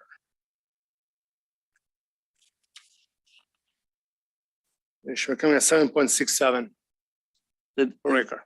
The density doesn't seem like it's even close to what's north of that property. Portion of the property, I agree. North, it's R4 at the moment. So I'm gonna, so no comment from the out there. So real quick, can I make a comment statement? Yeah. So currently you have 3 of the parcels are already approved with R4 designations, and one of them you're annexing in to add a designation to it. What benefit is it to our city to increase the density to an R7 and do this stack and pack product with 36-foot wide lots? I mean, you're saying they're single family homes. I don't get how that works with that. Well, the benefit, it actually is going to provide a transition between the lower density that you have on the north, on Third Street, and everything to the south is property that is, if I remember correctly, that's Central Business District, according to your comp plan. And they're already on the south side of this part, we're already on R7, which is congruent to what we're asking. Right, and they got approved as an R7 as part of a larger development, I believe, in the past, correct? With the Albertsons? Yeah, when it was annexed with When it was Albertsons, annexed in. right, had the R7 zone, correct? So And I guess, to the west is going to be R7 as well, to the west of our site. is that, okay, thank you. I guess for me, I'm not for increasing the density like that on products that already has a designation on there. We've, you know, it's just, I get we already have a transition, an R7 to an R4 into the R4s that are above it that have been there for a while. So, I mean, you're going to have, in my opinion, and let the council makes a decision unless there's a tie, but you got to have to sell it as to what the benefit is, man. I mean, Well, a the 3,500 square foot lot What with our, the benefit is affordability. okay, so I'm going to, What the concern is, and understand what the concern is right now for, you know, first-time home buyer or people like me that, you know, I have no kids left in the house, you know, getting a bigger lot with a bunch of land that I gotta mow and deal with it. I have no interest. You know, being able to purchase a house that has a 2-car garage that has minimum yard, that'll be great. Because really, if I want to travel, I want to start moving once I retire. That's something I'm gonna look, because I don't want to have a townhome. I don't want to have somebody attached to me. So a product like this fits people like me that, you know, I'm retiring at one point, and person that are just starting up. but I want to ask you, you said affordability, which price point? That's outside of my. So then affordability doesn't mean anything. I've had this conversation with so many developers. When houses are selling in Star and our median value is over $500,000, you get that down to 250 to make it affordable to people that lived here forever. I mean, I hate to say that, but I'm not trying to be argumentative, but don't come with an affordability project for me when it doesn't really work. I think it'll be, you know, if your median is about $500,000, these are gonna be probably 50,000 cheaper than your median. But that's, and again, if we decide to put, you know, you're looking at R4, which is cuts the number of housing in half, give or take. Is gonna, you know, is gonna increase the lot size, is gonna increase the size of the houses. So price is gonna go up. That's just the way these things works. And it's just a different market we're looking for. You know, instead of having townhouses, you know, we're looking for a price point for a market where I don't need to have somebody attached to me that I need to share a wall with. I grew up that way. I hate it. You know, growing up in Italy, you don't have the luxury to have a little bit of yard between you and the neighbor. And something like this is gonna be at the price point of townhouses, but you have your own lot, your own house. So do you have any elevations of what these would look like? I don't have it on me right now. But yes, we do. All right. Sorry, I don't mean to take up all that time, but anybody else have questions or comments? Mayor Chadwick. Councilwoman. So how many, like, what percentage is not currently annexed in and designated as R4? It's a really small lot. Is it on the back one here, I think, right? It's a Like back right in here? corner, it's a back corner that is all annexed all around it, just that piece that's Yeah. just, it's a leftover from previous annexations. That's what Okay. that is. So it's less, it's like a quarter of the entire piece then maybe, Give or if take, that, yes. okay. And then I did have a question about the amenity. What is the amenity? If you move to the next slide, The next one? yeah, if you the next one up. Yeah, right there. So we were proposing a walkways that will connect to the property to the south and will connect to the park that is up there on the north side, right off of 3rd. Okay, and so I'm just gonna read. So I'm gonna ask, what park are you referring to? The one that belongs to the neighborhood above? There is an open park right on the north side. And that belongs to that subdivision Saddlebrook, I believe. So it's not open? It's not a public park. No, it's a HOA Saddlebrook. Yeah. Yeah. So like in our code, it says that like for the pathway to meet an amenity, it has to meet the following requirements. So pedestrian or bicycle circulation system amenities meeting the following requirements. The system is not required for sidewalks adjacent to the public right of way, which this is not. Number two, the system connects to existing or planned pedestrian or bicycle routes outside the development.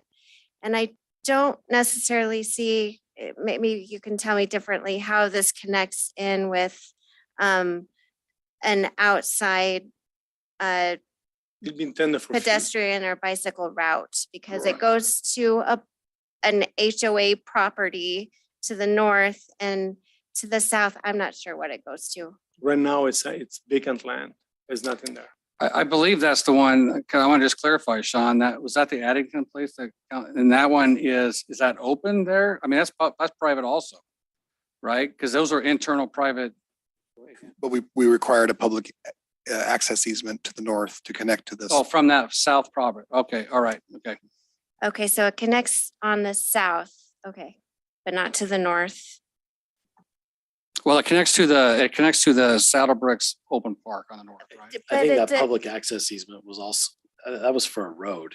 Not, All the pathways, you required all the pathways to be public, and staff specifically wanted that one to be a public access connection to this one.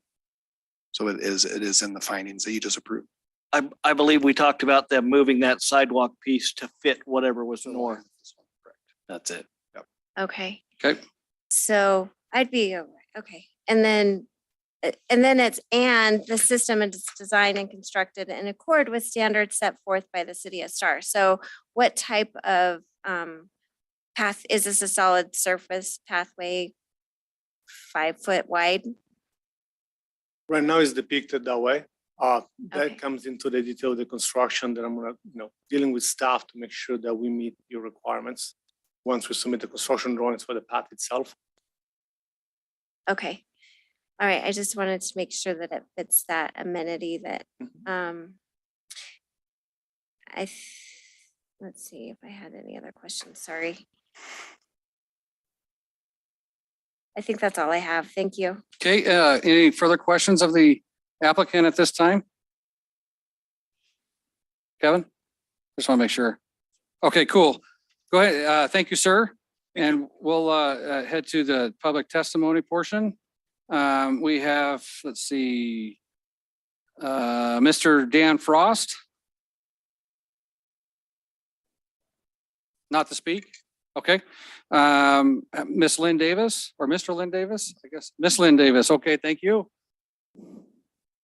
My son lives across the street. He's an engineer. Oh, so can you pull the microphone down, please, for me? Thank you, sir, or ma'am. Sorry, I screwed that all up. Project right now in California, but the people on Center Street, So we need to, well, hang on. So I need you to state your Lynn name and Davis. address for the record. Lynn Davis, Saddlebrook, right around the corner from this. What's your address, actual address? 65 North Quincannon Way. Okay, perfect. Thank you.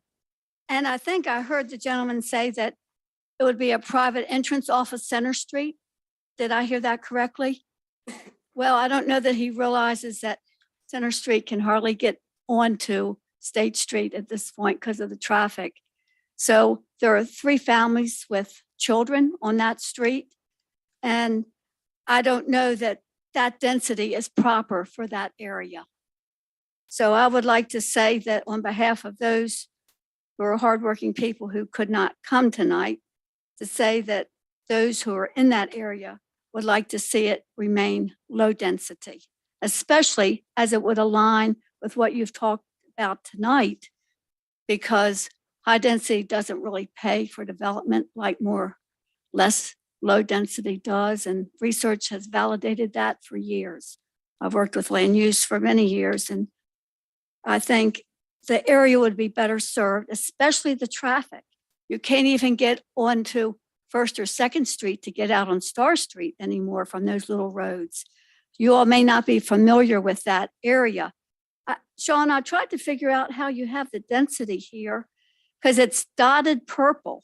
So is it central business district, but it's the dotted purple around there. So I don't know what that stands for.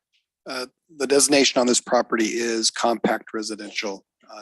Central Business District is located to the east of this property. Across the street? Across the street to the Okay. east, yep. So the east side is what then of Central Business District. Central, even though there's 4 residents on that small. Correct. That's for Street. future. That's future, Okay. yeah, Future, future yeah. designation. Well, I think the people who are living there intend to live there until the Lord takes them home. So just for your information, and we would like to go on record that we would oppose that high density. Okay. It's not appropriate. Okay, any questions of Ms. Davis? Hey, so you can sit down, ma'am. Sorry. Thank you. Well, I know the area well, because I'm there a lot Okay, for grandchildren. that's all that signed up to speak. So we have the applicant come back and rebut. Your turn.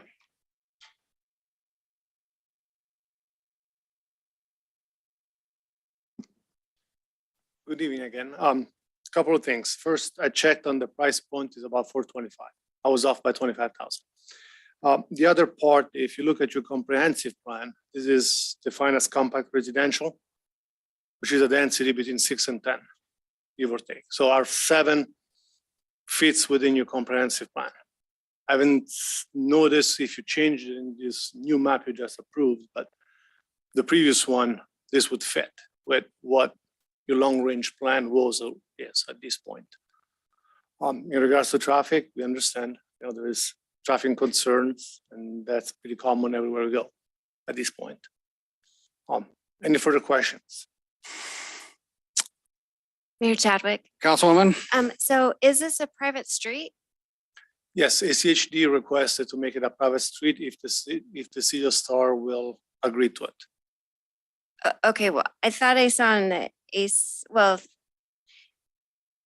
it seemed like in the ACHD packet, it said, yeah, they, let's see. They thought, if you wanted to make it a private street, you could, but it's not necessarily a requirement on their end.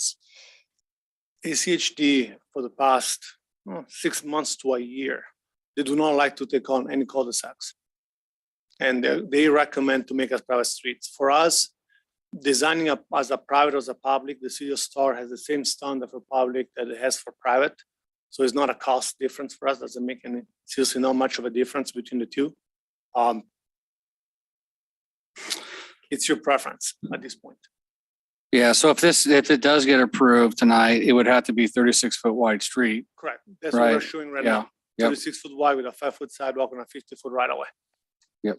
Right, and then also you would agree to, like meeting their requirements for Center Street, Correct. Yep. for sidewalk. Yep, we need to improve Center Street with, I think it's half of a 36-foot wide street with sidewalks as well. Yeah, so those things may not happen if it was a private drive. No, No. they'll happen anyway. We have to do it no matter what. The improvement on center streets are required. And the City of Star for private drives requires them to be 38 feet wide, 36 feet wide. That's your standard. Okay, you got more questions? I'm sorry. Nope, that, I just wanted, Any further questions of the applicant? Mayor Chadwick. Councilman Nielsen? So with that, with the walking path going north to the Saddlebrook private property, there's not a connecting sidewalk. There likely won't be a connecting sidewalk. I guess I'm curious what alternatives might you have in mind to those connecting paths that. What we can do, we can turn it and go east to the new sidewalk that we're going to be putting on Center Street to tie back into Center Street as well. So go behind those Correct. first 5 lots. Correct. That could be an alternative. I think you may be able to connect it in with the sidewalk along in Saddlebrook. You just have to turn it to the left, to the right. Well, whether it's on Center Street, it would have to connect in that same Correct. area regardless. I'm just wondering if you scrapped both of those paths and pushed your lots one way or another, you could scrap like lot 6, for example, and make that just a single open space lot. I think that's a reasonable request. Put a gazebo or a, play structure or something like that in there. So One of the, just as a, since the parcel to the south is already connecting to, is already designated to have a path coming this way. I don't know if it would make sense to remove the one to the south. Maybe the one to the north, yes, I think there may be some contention as to whether or not that's gonna happen. that remains a public easement. And we are open to, if, we eliminate those two and we just create a small park with a gazebo, I don't think that's gonna be a deal breaker.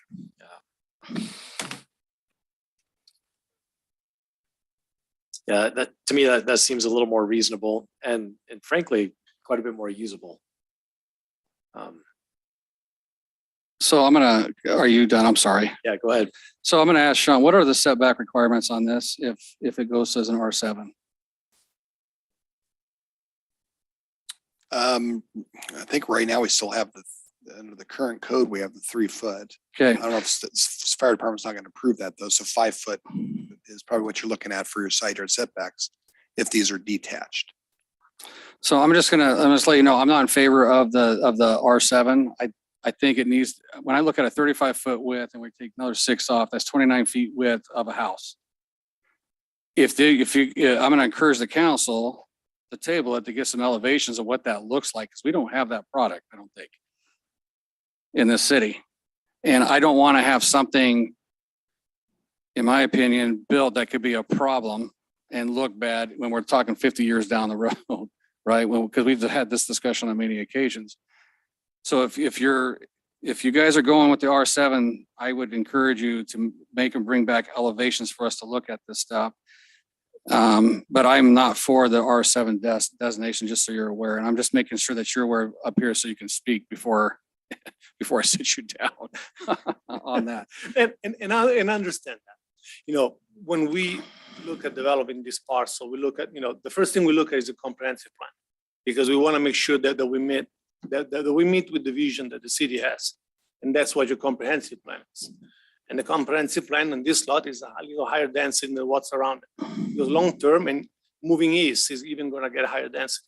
You guys are looking to develop this as a higher density, and that's what we followed. So I will tell you, so I don't mean to interrupt you, I apologize, keep going. So I will say that in 2020, when we did this, maybe that was a good vision before we had the mass exodus and the mass building that we have in our city, right? Understood. Over a period of time. Me, right now, I'm not in favor of changing designations where you already have an entitlement of an R4. That's an entitlement that you have to build 4 units to an acre on there. To increase that density, almost double it, with something that I have no idea what you're building there. No, and we can bring, if you need samples, we can bring samples. I mean, we've been doing this all around the valley. It's not the first project we've done with this type of lots. Yeah. I have one going in Meridian next week. Same size lot, same type of development, same type of product. It works. That's the beauty of it. But I mean, and understand, and again, I'm not an argumentative type of person. No, I get it. But on the other hand, if you look at your complaint says that's what you want. That's what we're giving you. And now it's kind of backtracking a little bit. It is backtracking because things have changed. Yeah. Like I've said, since 2020. Understood. Yeah. What is your new map saying for this area? The map you just approved today. I have no idea. I can't even read it on here. Even with that, I just, you're doing a price point on a 3,000 square foot lot of $425,000. You knock out some lots, you're probably gonna have a price point of 550, 600,000, and you're probably your pro formers probably work out the same. Without creating more of a headache and an issue with my schools, with my roads, with my police services, with my fire services. I'm serious. I mean, this is a problem. This is a serious challenge we have in our I community. understand. And you guys are not alone with this. I do a lot of city engineering services, Mhm. and planning services being on your side, on the other side. And I understand it. I just see it's on both sides of it. Right. Would it be possible for the developer to speak? Sure. Okay. Absolutely. Yeah.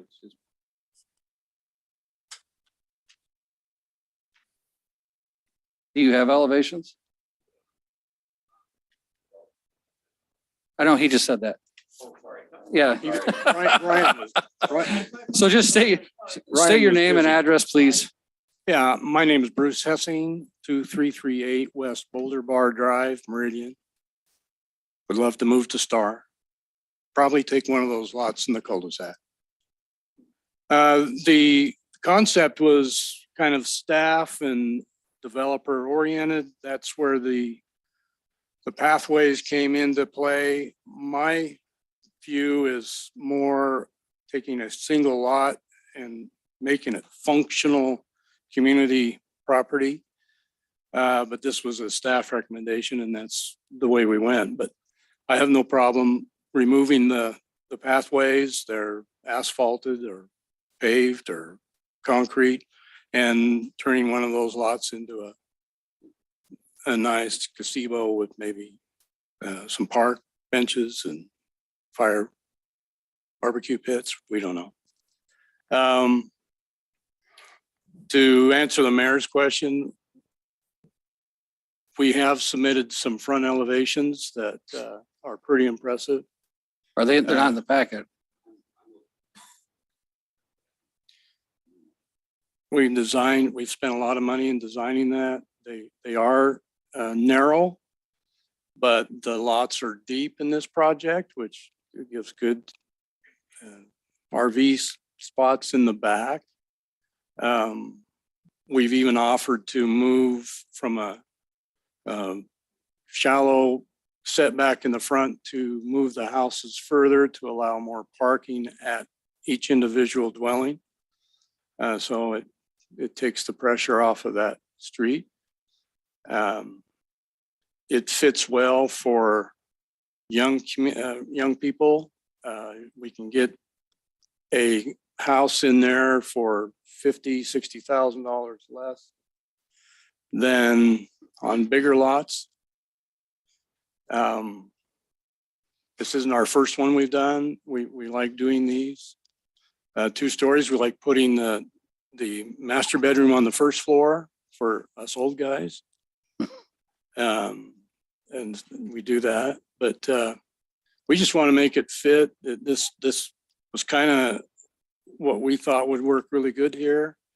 And we're certainly open to suggestions or ideas so that we can all win in this. And I'd be glad to answer any questions that you might have. You have questions of the applicant? Or of the, well, he's the applicant. The developer that works, yeah. No, so here's, I guess, go ahead. Yeah, I do Councilman. have a question. So staff brought up that with the 3-foot setbacks that are allowed in our code, that the fire department wouldn't approve that. And so Yeah, can you we comment to that, or can we discuss that a little bit? What is the deal there? Well, we designed them as 5 and 5, so 5 foot on each side, because we met with your fire department, and that was their suggestion, so we followed it. Okay. The application shows that there's 3-foot setbacks and no waiver requested, which, increasing doesn't require a waiver. So Right. Perfect. But we're doing a development agreement, correct? Yes, we are. So we can require that in the development agreement too. Yes. To do 5 if that's where you choose to go. And we're more than happy with that. I, however, seriously would like to have elevations, and if it requires us tabling this for 2 weeks. The applicant's given us some here. We Mayor, it didn't have it with surprised our- me you don't have those. It's not on the packet. Wasn't part So of our. I guess I'm just gonna throw this out here, and I'm not trying to be a butt about this, I know. but on a presentation of such of this, it would have been beautiful to have a beautiful presentation presented to us with all this information that we could have seen on there. I get it. I appreciate Right. that. Mayor, we turned them in. No, I'm just talking about your presentation in general. Okay. I mean, most people come in, they have a PowerPoint, they show us all the good stuff, and then there's not a question.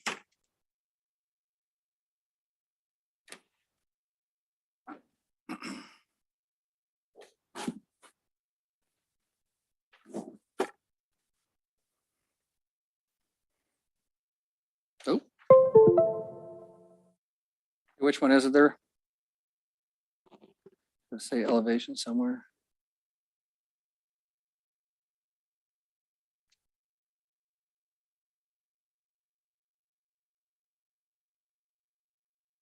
You see it on there?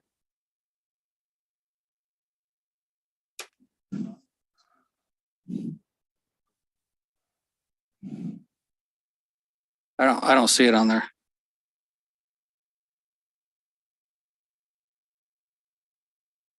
You want it back?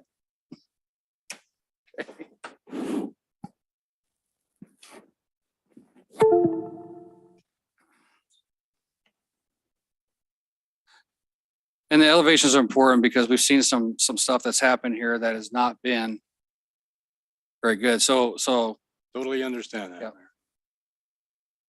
Yeah. Army barracks.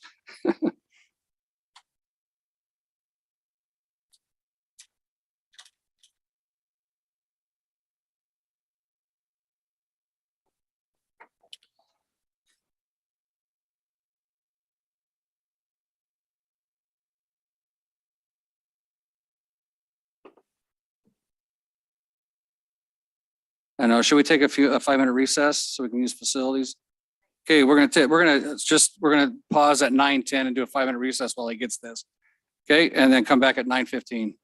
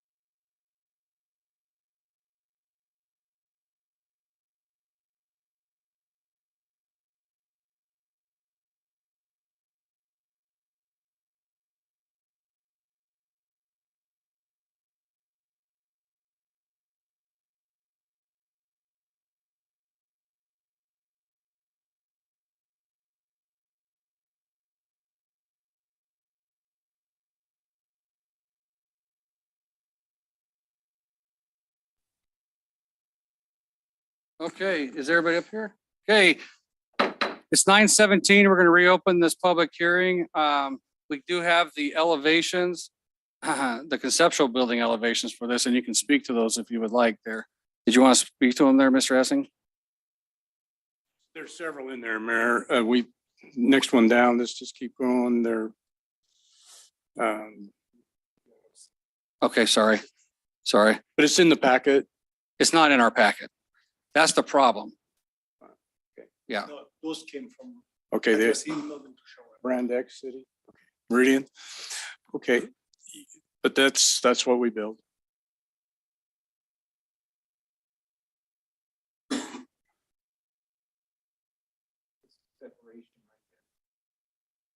You want to turn on your microphone and speak? Yeah, What's the separation between houses right there? right here. I would have no idea. We did not build those. That's a plan that we use. There would be, as required, 10 feet, 5 and 5, right? Right. Here's a 24-foot double with 6 feet on the door side. There's a 22 with 8. They do work. So here's my suggestion is if this gets approved, I would encourage council to approve it with the elevations as shown. Well, better yet, just make that part of the DA agreement that staff or you approve the plans we put to you. Yeah, and that has to be done by council in the DA. Yeah. So those are the elevations, guys, just so you're aware. Okay. And approximately how many square feet are these homes? They're 1480 to 1860. Okay, thank you. My view, perfect. I'm sorry, 1480 to 1860, you said? Yeah. Okay. Okay, any further questions of the applicant? Staff, you got any comments or questions? Mr. Mayor, Council, I guess staff would just like to point out the justification for our recommendation, given if you could put back on the vicinity map. Oh, on their thing here. Okay. And again, staff just looks at the comprehensive plan and the zoning ordinance when making a recommendation. That it's strictly all we do. We don't weigh in any neighbor comments or anything else. But looking at the compact residential designation in this area, the fact that it is adjacent to R7 to the west, R7 to the south, and a commercial Albertsons and future commercial to the south, along with the pathways that the staff recommended. That was our basis for a recommendation for approval based on the compliance with the comprehensive plan. Okay. So if you do go the direction of approval, staff would recommend that you at least at the minimum keep that southern pathway that would connect to the Addington development that we required them to stub to the north, so we can have a pathway to the commercial to the south. Okay, any further questions of the applicant before I close this public hearing? Mayor Chadwick, Councilman Nielsen, could you go back to the plat drawing, please? the plat, okay. Let's talk about that southern pathway. So oops. Do I remember the Addington Place correctly, that where that stubs in, where the road goes is kind of right along the property, right? So this path to the south would stub pretty much right to the sidewalk and the road. If you recall, they had a small common area in between that where the ditch was, and that's where staff wanted the path stub to easement across that common area to connect to their sidewalk. Yeah. Okay. So looking at keeping that, I'd still like to see, that one on the north go away and have a little bit larger common area in there. So that may mean losing one of the lots or making all. So if you guys are okay with that, that seems like a reasonable amenity in my opinion. So. Councilman Nielsen, we do not have a problem with, if we need removing the path to the north, that's fine. And if we need to lose a lot to make a bigger amenity, that's not a problem. And again, Mr. Mayor and Council, they would still need to meet the 15% overall open space. So the Right. pathway counts as part of that, but they still have to have 10% usable. So we'd have to calculate what that. Yeah, common but lot so would if be, they lose that path to the north, and then let's say they wanted to have an amenity that was associated with that path, so you'd lose lot 21 or lot 22 to put in the gazebo and benches and fire pits and whatever. Yes, sir. Then it would meet, they wouldn't meet our That code. seems like it would meet or exceed the requirement. Go ahead. If connectivity is what you're after and you move that pathway on the north over 2 lots, I believe it would connect with that subdivision sidewalk to the north. If you didn't align it straight across the street from each other, it would hit the sidewalk coming up that other direction. Although I'm still a fan of lower density or higher density, whatever, less lots. So that would be lower density. That'd be Whichever lower density density. I'm talking about. Read my lips, not my mind. if I can comment to that, so moving to the east in order to meet the sidewalk that is on 3rd Avenue, correct? That's what you intend? We're already gonna have a sidewalk on Center anyway, which will be, Yeah, right. 40 feet from there. I get Yeah. it, but it would be An off additional, that main off road. the main road, yeah. It would leave the more connectivity. Okay. Any further questions or comments to the applicant? Not at this time. Okay, hearing none. Thank you. Thank you. It's 9:24. We're going to close the public hearing and go to council deliberation. You must deliberate. Mayor Chadwick, Councilman Nielsen. I must deliberate. I think seeing the elevations was really helpful. So I appreciate Ryan and Sean and others doing the legwork to get that into us here.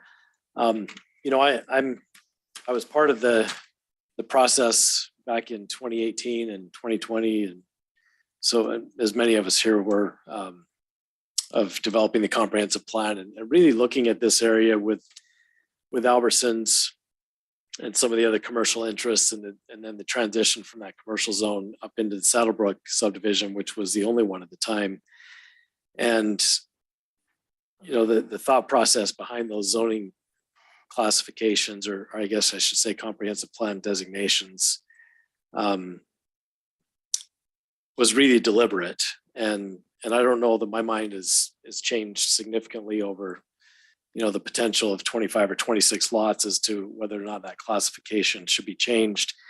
Recognizing that you do have the right for R4, and that you're here tonight asking for the council to consider R7. I'm looking at this in the surrounding area, and really the need for that lower, it's unbelievable. I'm going to say this, the lower price point of 400 to 425. There is a lack of this type of housing in our community, and so I see the value in some of what you're saying. I also see the value in what Mayor Chadwick is bringing up, that there's just an influx. Statistically though, I don't see that this changes that quotient all that much. I find that it's consistent with our comprehensive plan. Personally, I look at those elevations and I like them. I go around and I look at, houses everywhere. I travel a lot of places in the world and go to cities that are far more dense and far more populated than what we live in. And they're wonderful places to visit. They're wonderful places to live. And so I'm not scared off by this type of housing or even this type of density in certain places. And so one of the challenges I think that, one of our citizens, Ms. Lynn, brought up, the challenge to get off the center street, I think is significant. But again, I don't think this changes things all that much with the, Saddlebrook having over 300 homes in it.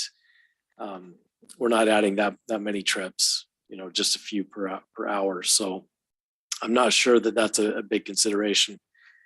And so as I'm thinking out loud here, I'm generally supportive. I do want to see an amenity that's a little more desirable for the people that are in those lots.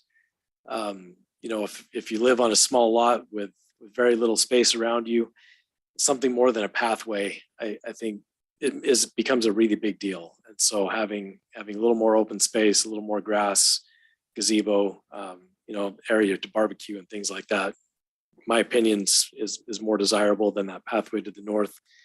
And so I would like to see that change, maybe drop one of those lots and keep the pathway to the south. So those are my thoughts. Okay, further comments? Deliberation? Councilwoman? Sure, I'll go ahead. I'll go for it. I think I've stated here before, I think as Councilman Nielsen stated, we don't have a lot of this price point, this type of product in our area. And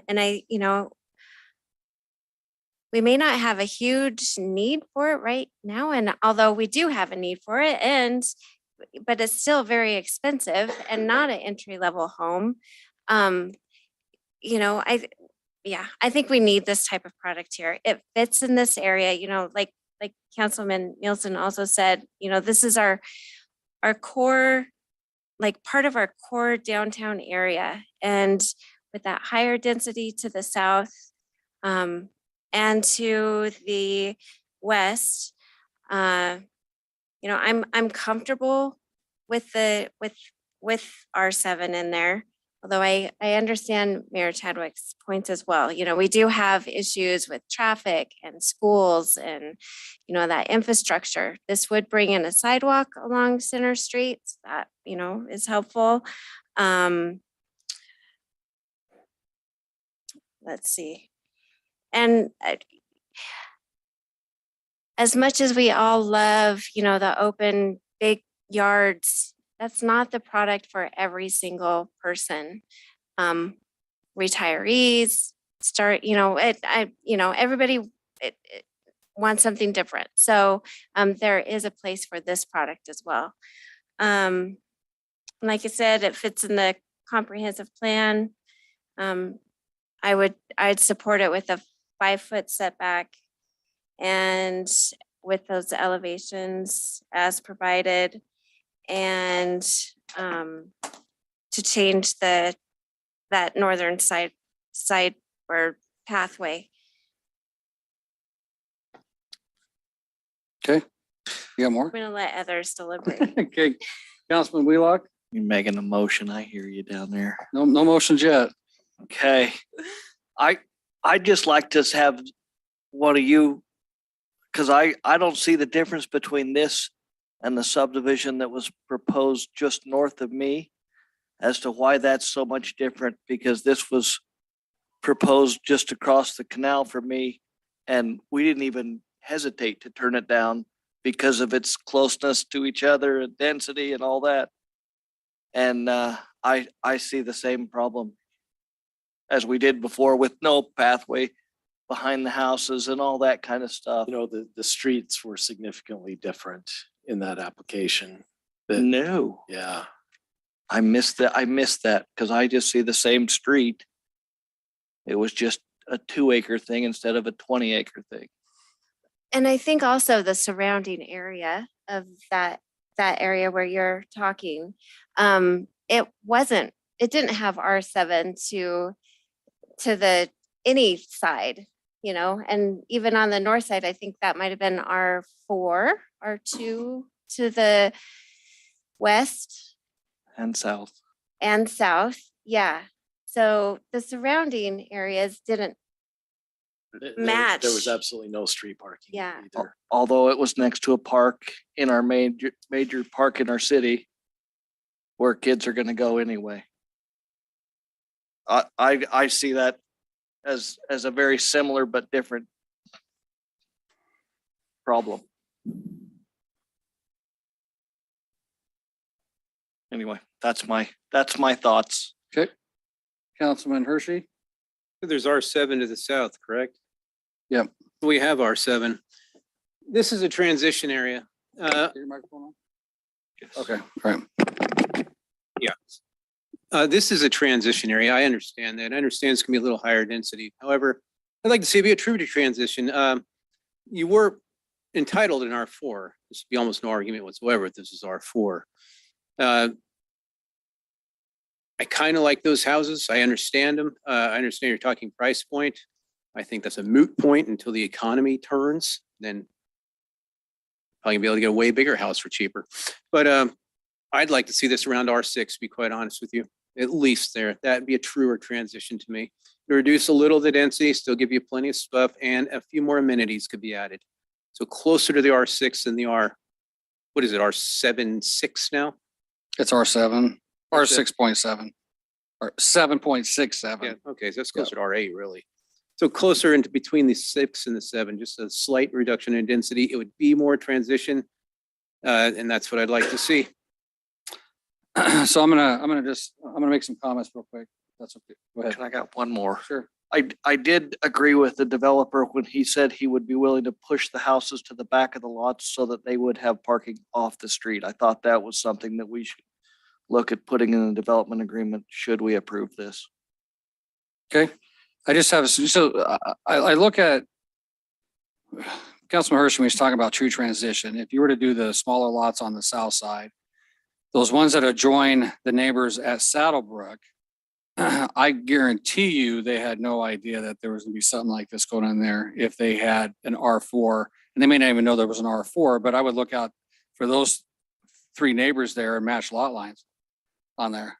Lose a couple houses, match lot lines, so they don't have to worry about 3 houses looking in their backyard, you know, and right away. That's consistent with what we did with the neighborhood to the Correct. west of that. Yeah.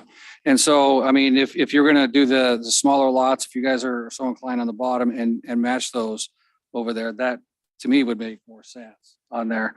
And I do agree with the open space requirement there. You know, more of an amenity for folks to utilize this product. And I do have concern with schools. I mean, and I've said it and we've talked about it, and you know, our elementary school right now is overcrowded again, and they're already bringing on portables after just doing a construction 2 years ago with no guarantee that we're going to get another elementary school except for shipping our kids into 7 miles in another direction for school. And so that when it gets brought up that we're catered to young couples, well, that's a problem, in my opinion, because now we're adding 0.5 potential kids in the elementary school on this product of, what's that, 13 more kids? May not seem significant, but that's almost an entire classroom. So anyway, that's where I'm at with that. And ultimately, it's your guys' decision unless there's a tie. So I'll leave it with that. Mayor Chapwick. Councilman Nielsen? So when you're talking about moving lot lines, we're looking at lot 12, perhaps moving that line over to match up with Thomas Edwards. And then perhaps losing lot 10. Lot 11 becomes a little bit bigger. Maybe lot 13 scoots over a little bit too. Maybe those become 3 lots there instead of 4. Is that consistent with what you're thinking? That's pretty close to what we're talking, yeah. That actually get the density about where I'm asking. Yeah, that does take the density down to where you're asking, especially if we lose that north path and then we open up a little bit of space there for a common area. Mr. Mayor, Councilman, or I'm sorry, I'm trying to promote you. the loss of 5 lots would bring it down to 6.1 dwelling units per acre. Just so you. So that's about right where you were at, right? Well, I'm just going to the loss of 5 lots gets us to 6. Loss of 5 lots gets you to 6 units per acre. 6 units per acre, yeah. And we're 7.6. I'm not sure that my goal here. Just giving you reference of what it would take to meet Mr. Hershey's comments. If we're losing, I guess what I'm suggesting here is that we're losing about 3 lots. One of the smaller lots for the open area.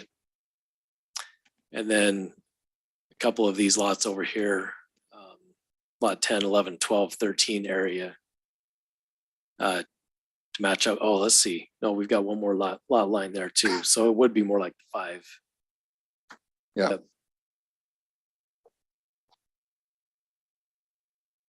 I would be very well, I'd be good with that because you're matching up top and you can have the, I'm just gonna lock eyes with the developer. And he's shaking his head, so. I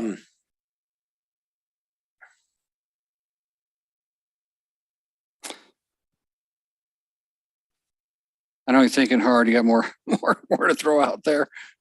Yeah, I'm thinking hard on it. I'll pause for now. Okay, any further comments here? Well, Councilman Nielsen's thinking? So Mayor Chadwick, you brought up the schools and the impact just the growth in general has. And so, like this project in front of us here tonight versus, the next one, in 2 weeks and going forward. It's going to be a discussion. It's going to be my topic of discussion. Ongoing. Mhm. And it seems like we don't have an answer for that. We could deny all of it, because it is an annexation, right? It is Yeah, an annexation and rezone. So we could deny it, say, for that reason, but I don't know. That doesn't necessarily seem like the answer to me either. No, but here we're at a time and a point, and this is my opinion, and I'm just going to say, we're at a point in time in our city where we need the development community to step up and figure out how we're going to fund our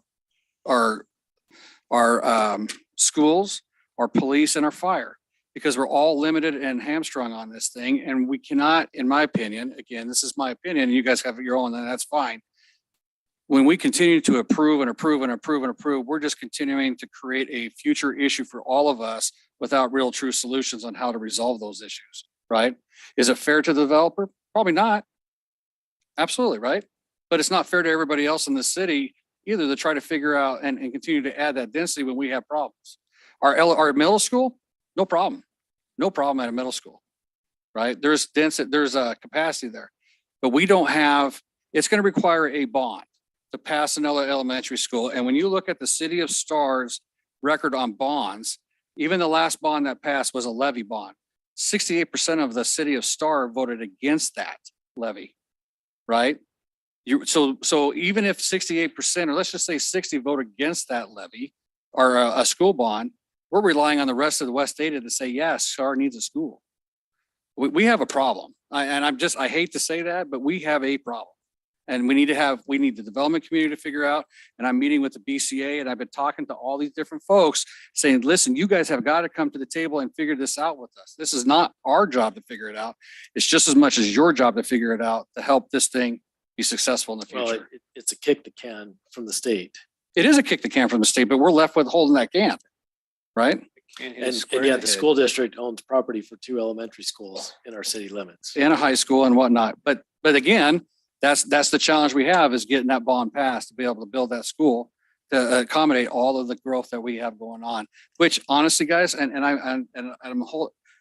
not one person expected this to happen like it has happened in the last 2 years. There is no way anybody could have thought about the mass influx of folks and people bailing on areas, right? This is a challenge, and we all need to come to the table. So every little bit of reduction, if you want to approve it, helps. It helps the process and the problem. If you approve it with more density, it just puts more issues on the problem versus helping the problem. This is the stuff that I fight with and battle with every day with our staff, and trying to figure this out and trying to get these people to come to the table to get this done. This is not me just being ignorant on development. It's like, we got to figure this out and figure out how we're going to live as a community and be able to sustain ourselves in the future. And quite frankly, a lot of those things need to come to the table before you come to a public hearing, because we're here to make a decision, not based on what you think. No. Or based on what the state didn't do. We're here to make a decision based on what's contained in our comprehensive plan and in our zoning ordinance. Absolutely. And in our comprehensive plan. On any other basis, it's inappropriate. Well, no, everything takes into account. You have, you get information from schools about overcrowding, all that stuff. You get stuff from your fire. You get all that stuff. That's all part of the package. That's part of the problem. But they continue to say that they can. Who does? West Data. No, they you don't.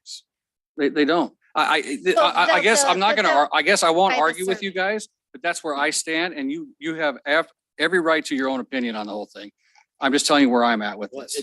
at this point, I don't have a right to my opinion. I'm sitting here to make a decision not based on my opinion. You have an opinion in that. Certainly I do. but You have an that's not- opinion because it's a rezone. Not and my annex- job here tonight. is to It's have an opinion. annexation and a None of us should have rezone. an opinion here Sure. tonight. It's an annexation and rezone, and you can deny it without any reason at all. Yeah, that's Right. absolutely So- right. So anyway, it's up to you guys to figure it out right now. I gave you my 2 cents. Mr. Mayor, you might want to explain to the council what ultimately could happen, regardless of if the preliminary plats and final plats are approved. What could happen if we have to start limiting building permits? Yeah, we're looking even at the option, if you can't get anybody to come to the table and help, at limiting the permits at 8% growth. So even if they do get approved at this, they may not even get to build at all because they may be limited at growth. So I'm just telling you guys, this is where we're at, and we're gonna have that discussion coming up. And I'm going to tell you right now, you should do it. I know, and we're doing that, but I'm If we trying to don't get, do that, then growth can't pay for itself. right, I'm trying to get the development community to come to the table first, which we have meetings to try to get them to help figure this out. So this is where we're at. This is an issue that's not, this is a very real issue. And again, like I said, if everything would have went normal, like it normally would, we wouldn't be having this discussion today, Well, but we're not there. And those are really important discussions to have. I don't think I would disagree with you on any point made in that regard. The challenge is when you get into a quasi judicial hearing like this, that this isn't the time to have that discussion. And those are I'm bringing up challenges to be dealt with and decided outside of this. So we made, when they were up there, we did talk about some of the reducing the density stuff, and we have every right to discuss that. So that's where we're at. Yep. So go ahead. This was coming off of Miss Jennifer's comment. Yep. Or question, so. I opened a can of worms. You opened the there, worms. didn't I? And I appreciate both of your input there. And going back to to me, this is, we've spent a lot of time planning. And so if we have to take steps like that to help, so we can provide service that's needed, if we have to provide, or if we have to make cuts on the development, building permits, so be it. I'm in support of that. But yeah, like Mr. So Nelson it's said tonight, this is just about You're talking about this, we can help by trying to match lot lines like we've done in the past, reducing the density a little bit on there. That helps every bit of that. Just off of the conversations you guys have had.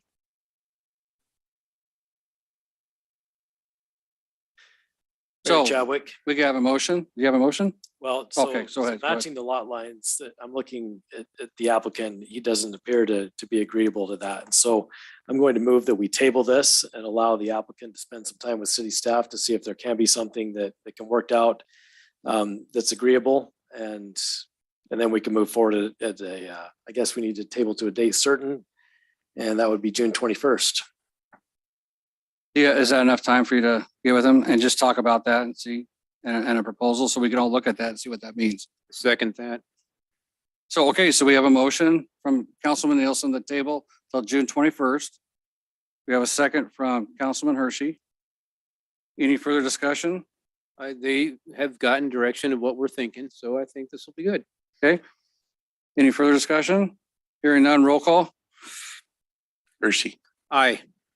Wheelock, Aye. Salmonson, I Nielsen. Aye. Okay, so this public hearing for Stardew Place subdivision has been tabled to June 21st, 2022. Okay, thank you. All right. We'll move on to item 6A, the dock procurement of Dockzilla. Chris, are you on the line now? Can you hear us? Or can we hear you? Yep, I can hear you, Mayor. There we go. So can I have you speak to this for me? minutes or less. Yeah, I'm just waiting for the document to come up. Sorry about that. Okay, go ahead. That's great. As you all, I think know, generally under the procurement laws, if you could pull up the one that had the actual bid on it, would be, I'll start there. Okay. And so, as you know, there's certain requirements for procurement in Idaho by public entities. And if you're under $50,000, you don't have to bid. If you're between 50 and 200, then you can do informal bids. If you're over 200, you're supposed to do formal bids. But there are exceptions. So as you're looking at this, you can tell this is obviously over $200,000, which would normally require a formal bid process, which includes publication in the newspaper and all those things. However, there are exceptions to that rule. The exceptions being that if somebody else has bid the project, meaning another government entity, and that the city's plan is substantially similar to that other entity's plan, then you can actually piggyback off of their bid process and select the same contractor that they used. And another exception is if you have a sole source provider of the product, meaning that nobody else makes it, or at least makes the product that you want. And so as we were researching this, you can go back to that letter, Mayor. Okay. This was probably the first step, but Idaho Fish and Game has used these docks before. And as you can see from this letter, they most recently did that at a pond in Emmett. And these docks are built by a shop in Emmett. And so they are kind of honoring. In fact, I think we might be getting a slightly better price than Idaho Fish and Game. But we're doing the same thing. And then we also realized that, so these dock sections only, let me take a step back. There's only a few manufacturers of these dock sections in the state. And as we learned from talking to the machine shop, that while there are others around, I think there's one in kind of the McCall-Donnelly area, there's one up north, there might be a couple around here. The ones that have any kind of metal kind of facing around the docks, they all go to the machine shop in Emmett to have them build their to build those dock sections. And so as we learned that, we realized that there's really, while it may appear that there's other sources, there's really only one source, because everybody goes to these guys to have it built. And so based on the fact that Idaho Fish and Game has gone through this process before, and the fact that it appears that there really is a kind of a single source for the product the city is looking for, we've just concluded that the city would qualify for those procurement exceptions and would be able to approve this bid without having to go through the formal bid process. So kind of a lengthy explanation, but I wanted you to know kind of how we got from point A to point B and why you're not seeing a whole bunch of other bids for this. But happy to stand for questions if you have them. Otherwise, you say you have the full plans are in front of you and the proposal. And just so everybody's aware, this is part of that park development over there with the ponds. We did approve, I believe it was 1.7 million, I think, in our budget for that development of those ponds. We do have a master plan being finished up and finalized. It went through the last review of the citizens over there as far as the other parts of this park. So that other parts will come to you where we're going to have to bid that stuff out, just so you're aware, most likely, because it's landscaping, right? But this dock, as Chris was saying, the frames on these are metal. They're aluminum frames. And so no other outfit here in Idaho builds these aluminum frames like this for this. And so it's that's why we're bringing it here tonight, and then we could have them built and installed this summer out there. Yeah. Well, Mr. Mayor, I think I had a feeling this was a piggyback when I saw the price. And if it's been quoted and we even have a letter from the other agency with the costs, I don't see anything wrong with this at all. In fact, I think it'd be a nice addition to what we're doing. Right. So I'm all for it. And if Okay. no one minds, I'll make a motion. So there's two quotes in there. One is for the dock and everything. The other stuff is for the, let me see, let me go back to that one. This, What is it? Oh, one. Cover. Oh, yeah.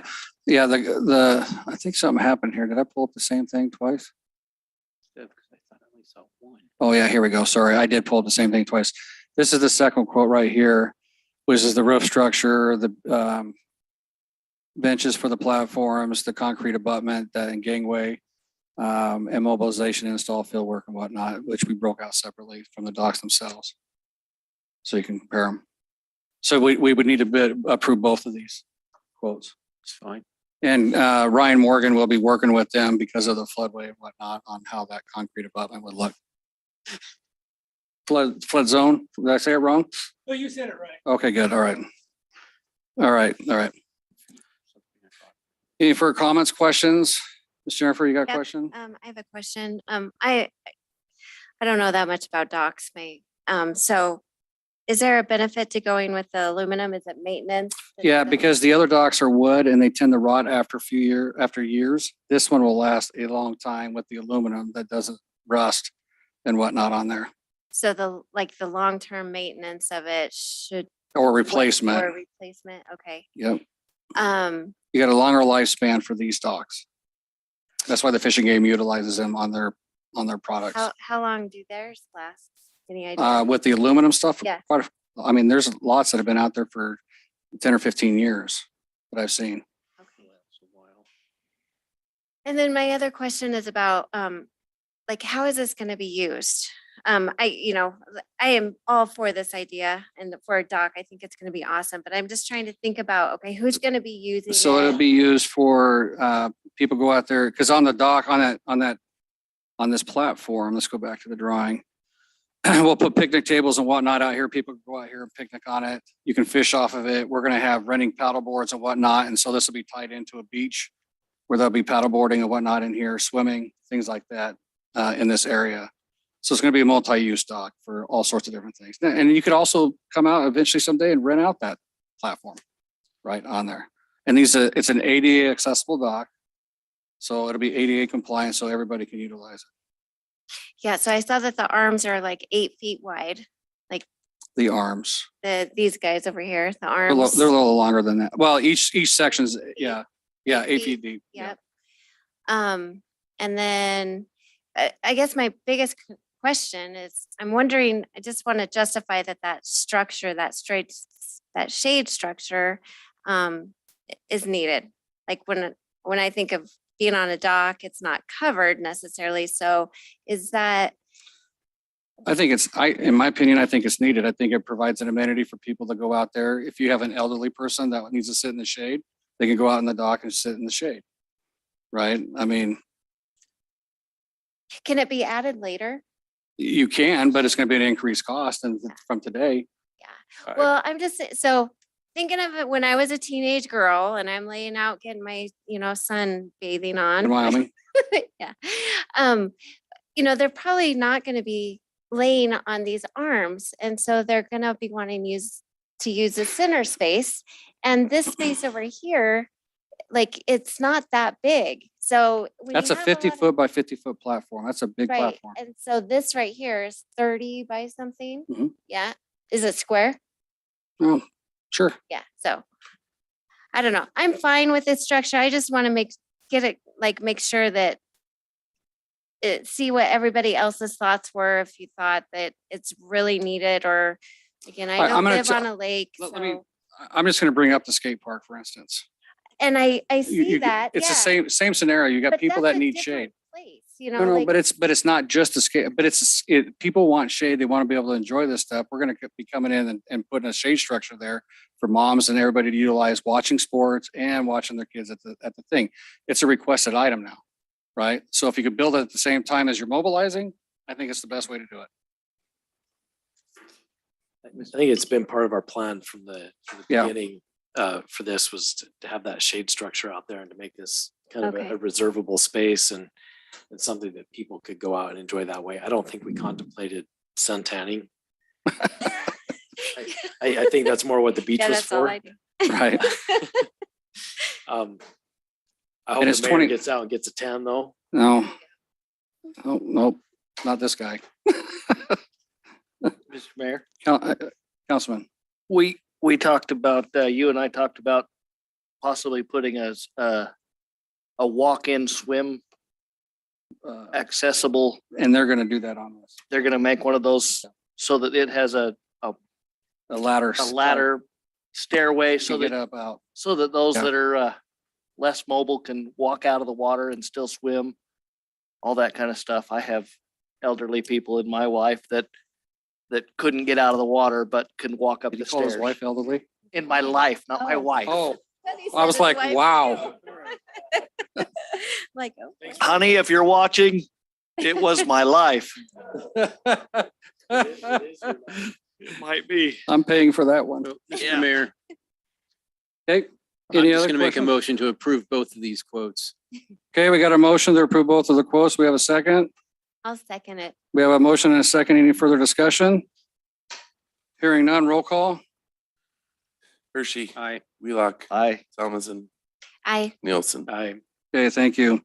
We'll move on to item 6B, the ordinance for Langtree Bungalows subdivision annexation. So we need to introduce, right, and suspend rules. Yep, Mayor Chadwick, Councilman Nielsen.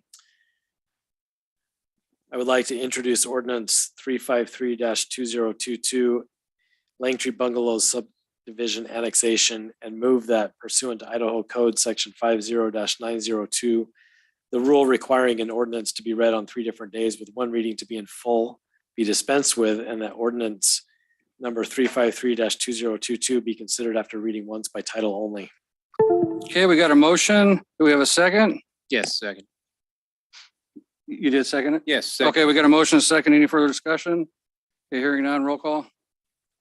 Hershey. Thomason. Aye. Nielsen. I, Wheelock. Aye. Okay, Mayor Chadwick, Councilman Nielsen. I move that we approve ordinance 353-2022, Langtree Bungalows subdivision annexation, an ordinance annexing into the city of Star certain real property located in the unincorporated area of Ada County, Idaho, more specifically located at 9670 West Floating Feather Road in Star, Idaho, Ada County parcel S0405449050, and contiguous to the city of Star. The property is owned by Langtree Bungalows LLC, establishing the zoning classification of the annexed property as residential with a development agreement R4DA of approximately 27.09 acres, directing that certified copies of this ordinance be filed as provided by law, providing for related matters and providing for an effective date. Okay, we got a motion. We have a second. Second. We have a motion and second. Any further discussion? Hearing none, roll call. Hershey. Aye. Nielsen. I, Thomason. Aye. Wheelock. Aye. Okay, that motion carries. We'll move on to item 7, just a quick council discussion about the UDC, Unified Development Code. We do have this scheduled for June 21st public hearing where we're gonna go through our UDC and update it based off the comments that you guys had.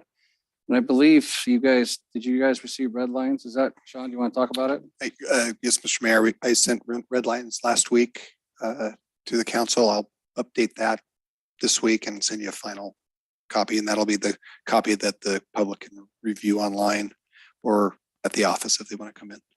And that's, you said next week that'll be posted? We'll have that up by the end of this week. Oh, by the end of this week, sorry, okay. So I encourage you guys to take a look at all those red lines and stuff. There's quite a bit of changes. Some of the highlights would be and I'm looking at Councilmember Nielsen specifically, who is the build to rent section. And it's based a lot on your comments the first go around when we were talking about the horizontal apartments and everything. And so I hopefully have addressed that a lot better than what we originally had in front of you. So take a look at that, everybody. And then is there anything else, Brian? And just real quick, Sean, we do have one of those outfits that's actually reviewing it too. That's going to provide some comments on the build to rent side. What kind of outfit? One that builds those units. Yeah, just so you can have the comments back from them as well. Hopefully they give us comments. Correct. A lot of it's just cleanup, but there are some good stuff in there that we've added and a lot of stuff, code enforcement related items such as job sites and we've obviously updated the setbacks and the street widths and amenities and things like that. So those are all pretty much everything we've been talking about the last 2 years we've put in that new ordinance. Some of the other things I want to point out that we have added, we've also beefed up and updated some of our stormwater ordinances, as long as some of our grading permits, especially in the hillside areas. Up to this point in time, a lot of our stormwater ordinances just defaulted to meet Ada County's and ACHC's ordinances. We've put some requirements in there specific to the city of Star. And so you'll see some of that language in there, as well as, like I said, we've added some hillside ordinance for grading and some requirements for early grading permits so people can come in. Up to this point in time, we have not had any early grading permits. So if a development wanted to come in and move dirt, they could do so at any time without any applications or any permits. And we've seen a few issues because of that. And so you noticed that in the application fees that you updated, that some of those fees reflect some of those permits that we are now going to be requiring. Any comments or anything on that for staff? I just encourage the public and everybody to look at those codes. It's gonna be quite a few changes on that, based on everything we discussed over the last 6 months. So, and that's the next step with updating our comp plan and whatnot. So, cool. Everything good? All right. With that said, it's 10:04 and we are adjourned. Thank you.